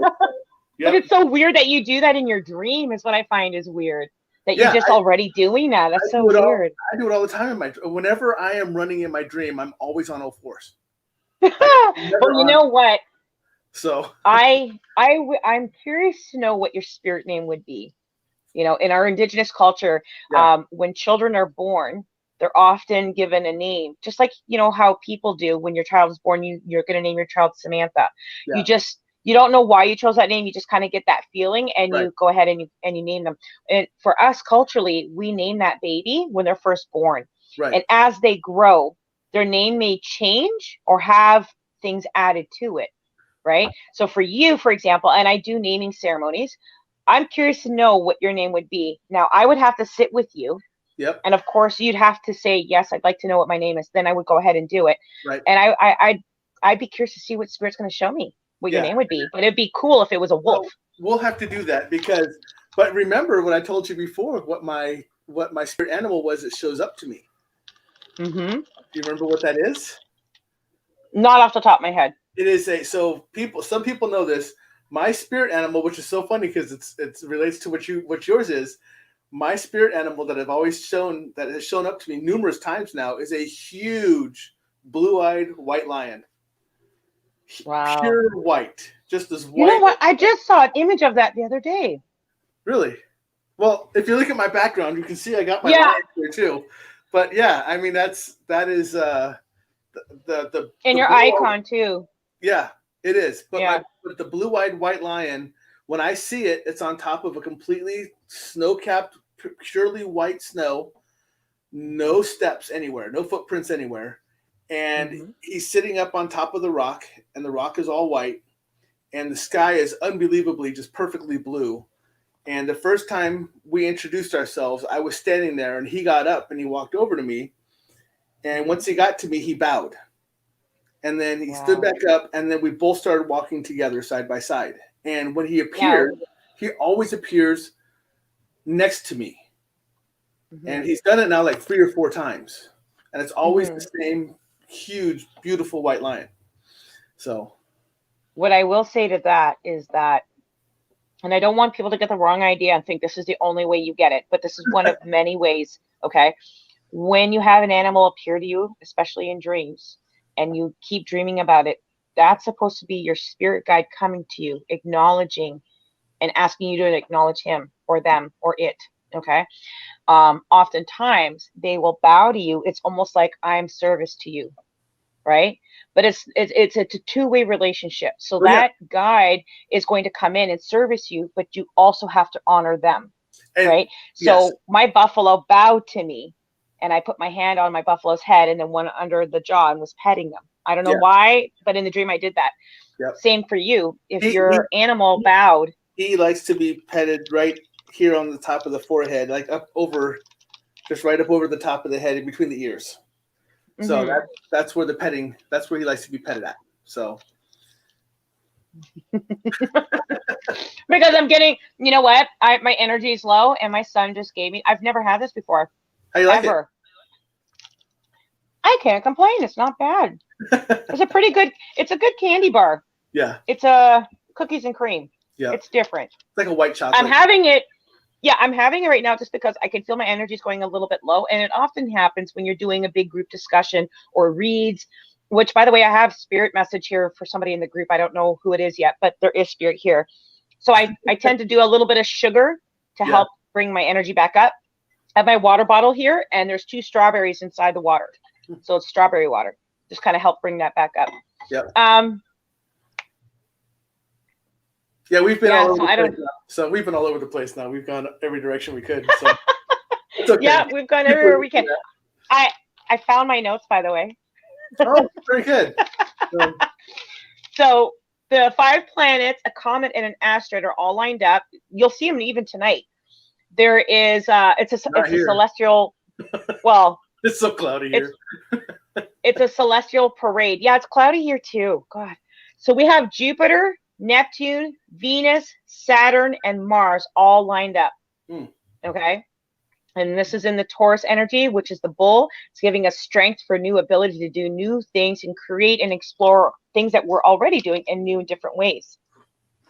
So that's for the black full moon as of Saturday. Yeah. Yep. Yeah, I'm patiently waiting for my star beings to come back and come get me. But I call her the mother figure, even though she was androgynous. Right. She basically was like, nope, you're staying there. You can't come here right now. You got to keep going. So I have a knowing that I'm at least to stay until the 5 animals come together, and that I'm supposed to be on the front line and to help bring others forward. So it's almost like imagine if we were having a confrontation or a war, I would be the guy in front, and I'm bringing a group from behind with me. Right. But I was telling my elder, I'm like, you got the wrong person, because if somebody sneezes in that corner or blows a fart, I am running under anything I can find and hide. I am hiding. I'm calling Bobby, Rob, and Tom to run to the front of the line and say, go for it, do your stuff, guys. Not me. Do what you used to do. I'll be like, yep, I'm there. Exactly. I'm too dumb to know any better, like I said. So. Oh, stop! You're not dumb. I got to put this away, or I'm going to keep eating it. Oh, okay. It was actually pretty good. I'm sorry if you hear me crunching. It's actually pretty good. I'm surprised. So now it makes me interested because I have. I'm trying to see how the best way to put this. I told you we had this discussion. I have dreamt about who I am to you, as far as in the star being world, but I don't know if that was a visitation or if that was just a dream. And I'm wondering now if visitations are going to happen, since I'm so openly talking about it like I haven't before. So that'll be giddy up. Giddy up. Because like I said, before this conversation tonight, you and I were the only two that ever had that conversation. Yes, and it's very private. So I'm so very proud of you for even just being willing to open and talk about it, because that's the first step. A lot of people are very afraid, including myself. I was very afraid for a long time to talk about this. There was a night a couple of years ago where it's 2 a.m. My windows started to vibrate like somebody had a car with the bass really, really high. Oh yeah. Except there's no music, but the windows are like. Brum, brum. I was like, what the hell is that? I went outside to go and check. Is somebody, 2 a.m. Nobody's around. The noise was loud, but once I got past the middle part of my front lawn, the noise disappeared. Oh. And I was on video. So I turned around and I'm on my lawn instead of my sidewalk, and I'm walking back. And as I walk back, I hit what sounded like a pocket. As soon as I hit a certain spot, that vibration was back. Yeah. And I was on live. And I'm like, do you guys hear this? And people are like, yes. Even my friend in Australia is like, I can hear that, Joe. So I'm like, let me walk to the actual road and see if it's still. So we went to the road, come back, and we did it several times. And every time I walk away, come back, that vibe, that whole bassy, you heard it crystal clear. Oh. So I came back into the house, and it was more quiet, but the bass, the rattle was more prevalent. I said, how the hell is that happening? So the next day I started looking up, is there something building underground? Like, I started to look it up, because it's not the first time that I've experienced that, but it's the first time I've experienced it where not only did I catch it live, but it was something that was middle of the night and so bizarre, and there was a pocket of it. Yeah. So if I could take out a magic marker and draw in the air, where I'd go out to my front lawn, and there was a specific spot on the lawn where it was like it almost emanated from the earth going up. So ask me what happened a couple days later. What happened? I go online to look it up, and it said that in Toronto there was a potential sighting of a UFO craft. That was the second sighting. Oh. And it happened to be the night that I experienced this. Huh. So I posted the video online going, you guys, what do you think this is? What do you think this is? Because you never know. Right. Now, I should have gone the extra step and called the university to see if they could tell me What do they think it was? Right. But I already know that had to be something dimensional. It really Yeah. did. And so, oh, by the way, 2 or 3 days later, so when I started getting this information, I went out to the front yard and I was just kind of doing this, like in my head, trying to think, where would it come from? The scientist in me is going, let's figure this out. And as I Right. did that, I looked down and around about the same spot that I was standing at 2, 3 nights ago, and I realized there was a ring of these little Lucky Charm flowers, the clovers, Oh yeah. growing in a circular ring right where I was standing. And I'm like, Okay. not little. The circle was huge, by the way, Yeah. but I'm just saying, like, these little. Right. And I was like, that's so odd. I'm like, I wonder. Yeah. So spiritually, I brought a plate out of strawberries and sweets and left it right in that circle. I haven't heard anything yet, and that circle disappeared within the week. I haven't seen it since. So Yeah. I was like, that is so interesting. That is so interesting. Yeah. But I've heard about that where people have heard those sounds. Yeah. And there's even one where the guy, I believe he's a farmer in the US. Hold on a minute. Chris, what was that story where the farmer said that he was on the fields and he's got this little pond and he swore he saw a pterodactyl fly out of it? Do you remember that? Yeah, that was in Alberta. That was in Alberta. Okay, I thought it was the States. And it was middle of the day. Some farmer in Alberta said he was out plowing the fields and he has this man-made little pond. Right. And so he's like, he goes, I went there and what I do is I keep it trim. So he doesn't cut the grass right down. He does have it at a certain length. But Right. he's like, I trim it while I'm out on the field. And he goes, and while I was plowing, he goes, not 5 feet from where I'm on the tractor, he goes, something caught my eye and I looked over and there was this big pterodactyl. He goes, it looked like the fucking pterodactyl, the friggin' pterodactyl. Hold on, He's like, it literally had the mouth, the horn, the wings. He goes, and it flew up out of the water and flew off into the distance and then pop, disappeared. there you go. I'll put that up above you now. Parental advisory. So. Oh, you can go ahead and sorry, cut. I did not mean to swear. Oh, I'm It's so okay. sorry. I throw it up But- there once in a while because I do the same thing. So you're fine. So. I try not to. But, when we talk about these different parallel universes, we've got pockets of portals, Yeah. why is it so outside of the norm that can be possible, right? Yeah. You've got people coming out saying, hey, look, this happened, and they easily could be picked up and thrown in the loony bin. Yeah. And they're like, well, I don't care. The reality is I got to tell somebody because this was real. This happened. Yeah. Right. To myself. Exactly. It's Yeah. too, and I think that it's safe to say there are scientists who said they have found what looks to be something frozen in the snow in the Arctic, and they believe it might be a spaceship. Oh, okay. Have you heard of that? Yeah, I have. Yep. Yeah, and then you hear stories about it being in Britain and the same Yeah. thing in Germany, right? So they're around the world. Atlantis apparently was another hot spot where there was a portal and potential alien. And Right? sure, I mean, and we talked earlier about Egypt, but then you also have the Yeah. Mayans. You have a bunch of other ones, and a lot of their drawings are similar to each other. Of Oh, what they're they twinning. saw for the space beings that they describe. What as about so? What about the carvings they have from all the different parts of the world? There's always a male, and he's carrying what looks like a Yeah. purse. Yeah, looks like he's Come carrying on, I know, it's crazy. come on. So And I mean, it's impossible at that time. If you look at the history, her and the other dimension slipped through. Just he said she slipped through. That's all. So you didn't swear. Don't worry. oh, Stuart, we're gonna become fast friends, you and I. But yeah, like all these different cultural settings. I mean, and some of them are anywhere from a few years to 1,000 years separated. Culturally, distance-wise, back then you couldn't get on a plane and go from Egypt to Peru, Right. right? But they all had these exact same drawings and carvings and gods that they prayed to. They all have the How is that pyramids. possible? Yeah, right? They all have the pyramids. They all have these different. I mean, it's just there's too many coincidences throughout. That was weird. Yep. Your camera just faded color.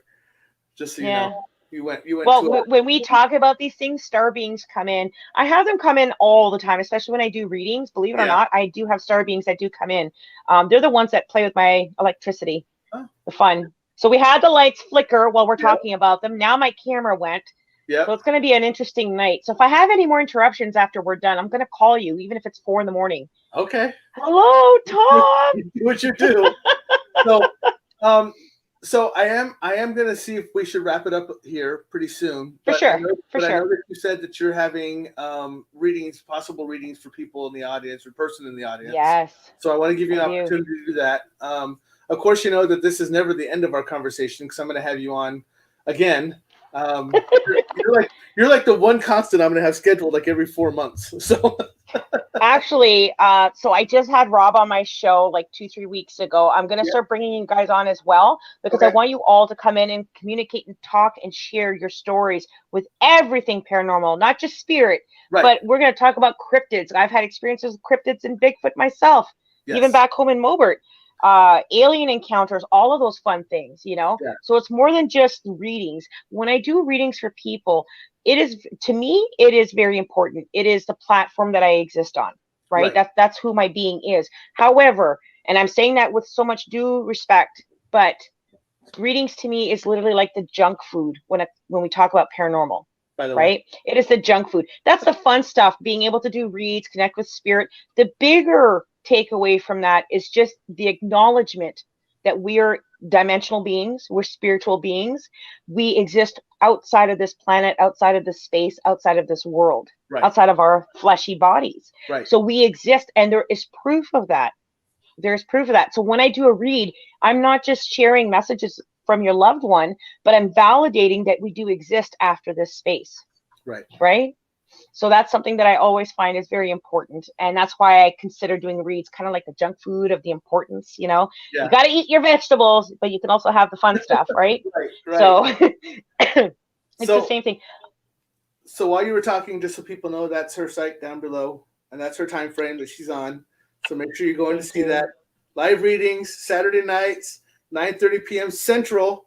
So 10:30 Eastern, 8:30 Mountain, 7:30 Pacific.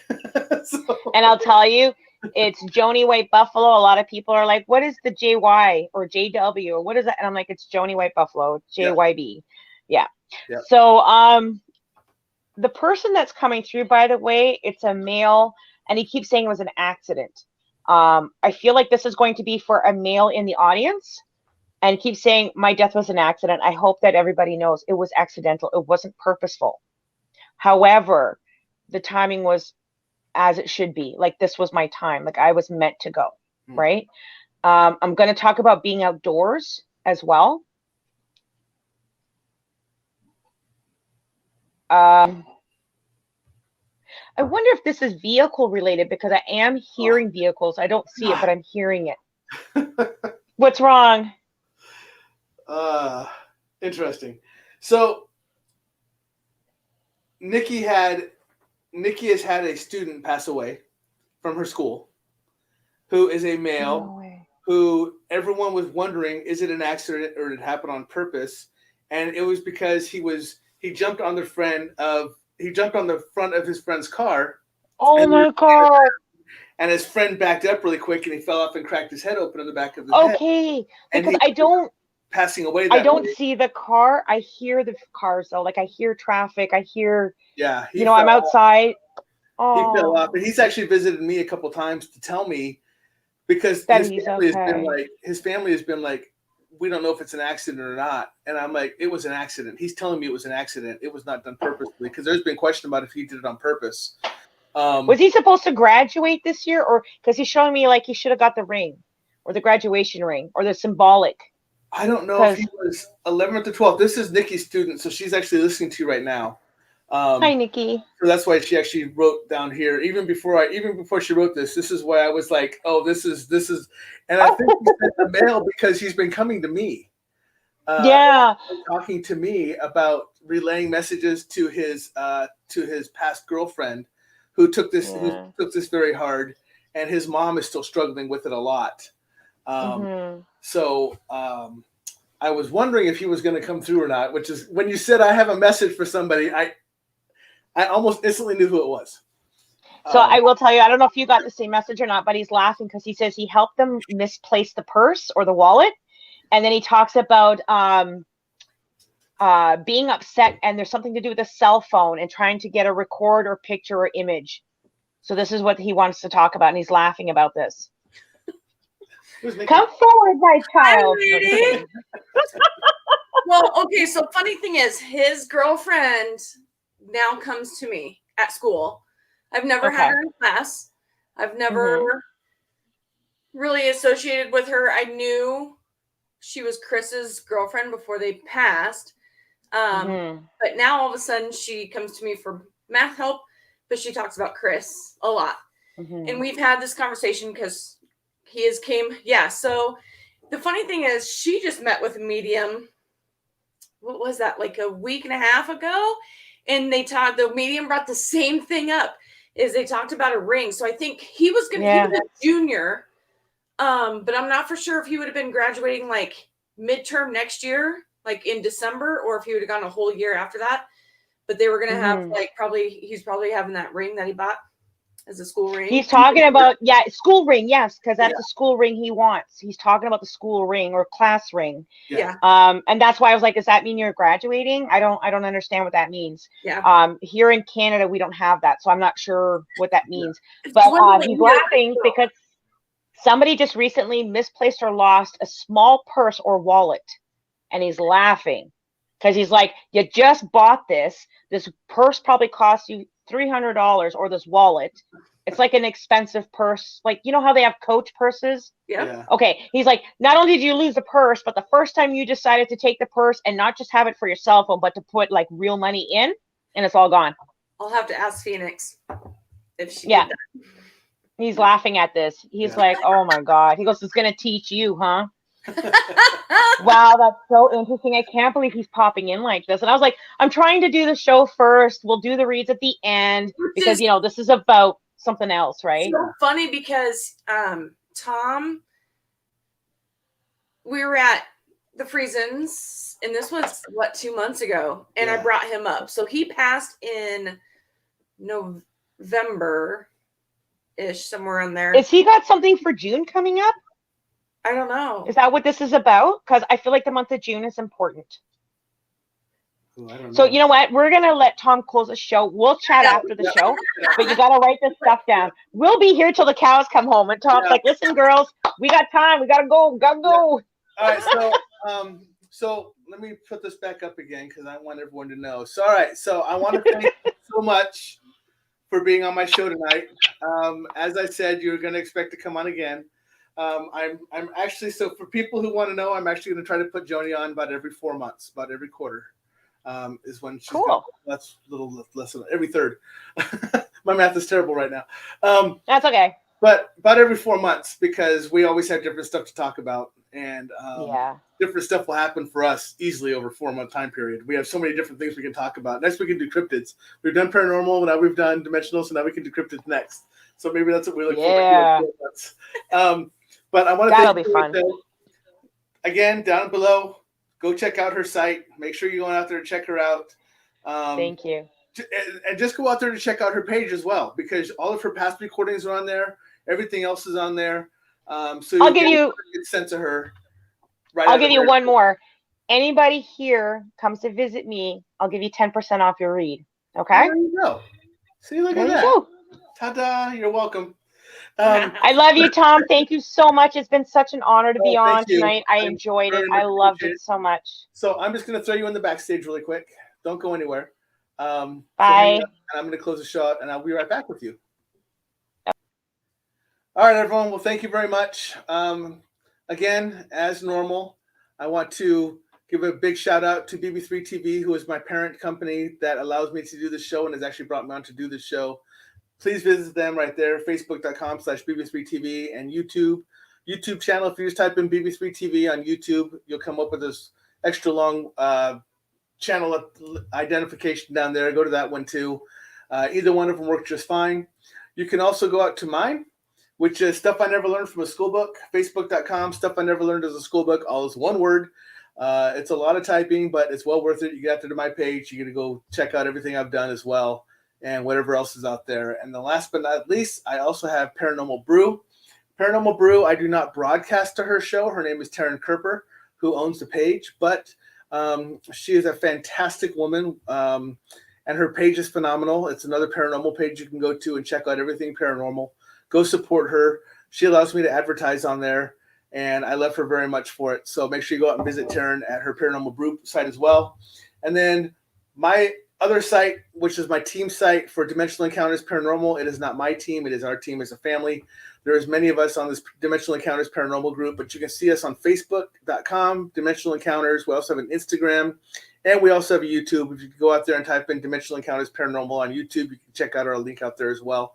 Our stuff is kind of ramping up, so more. Rob is actually posting out more of our videos, so you can get out there and see those, see what's coming up as far down the road, what investigations we're going to be doing, what we've already done recently.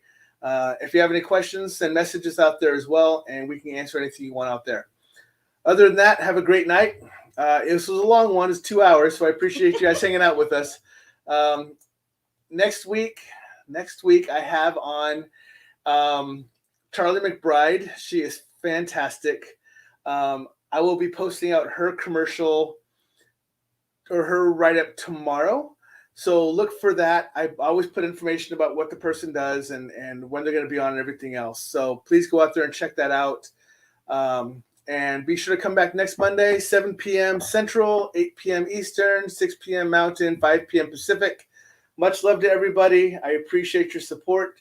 Have a great night. Stay safe, and we will see you next week.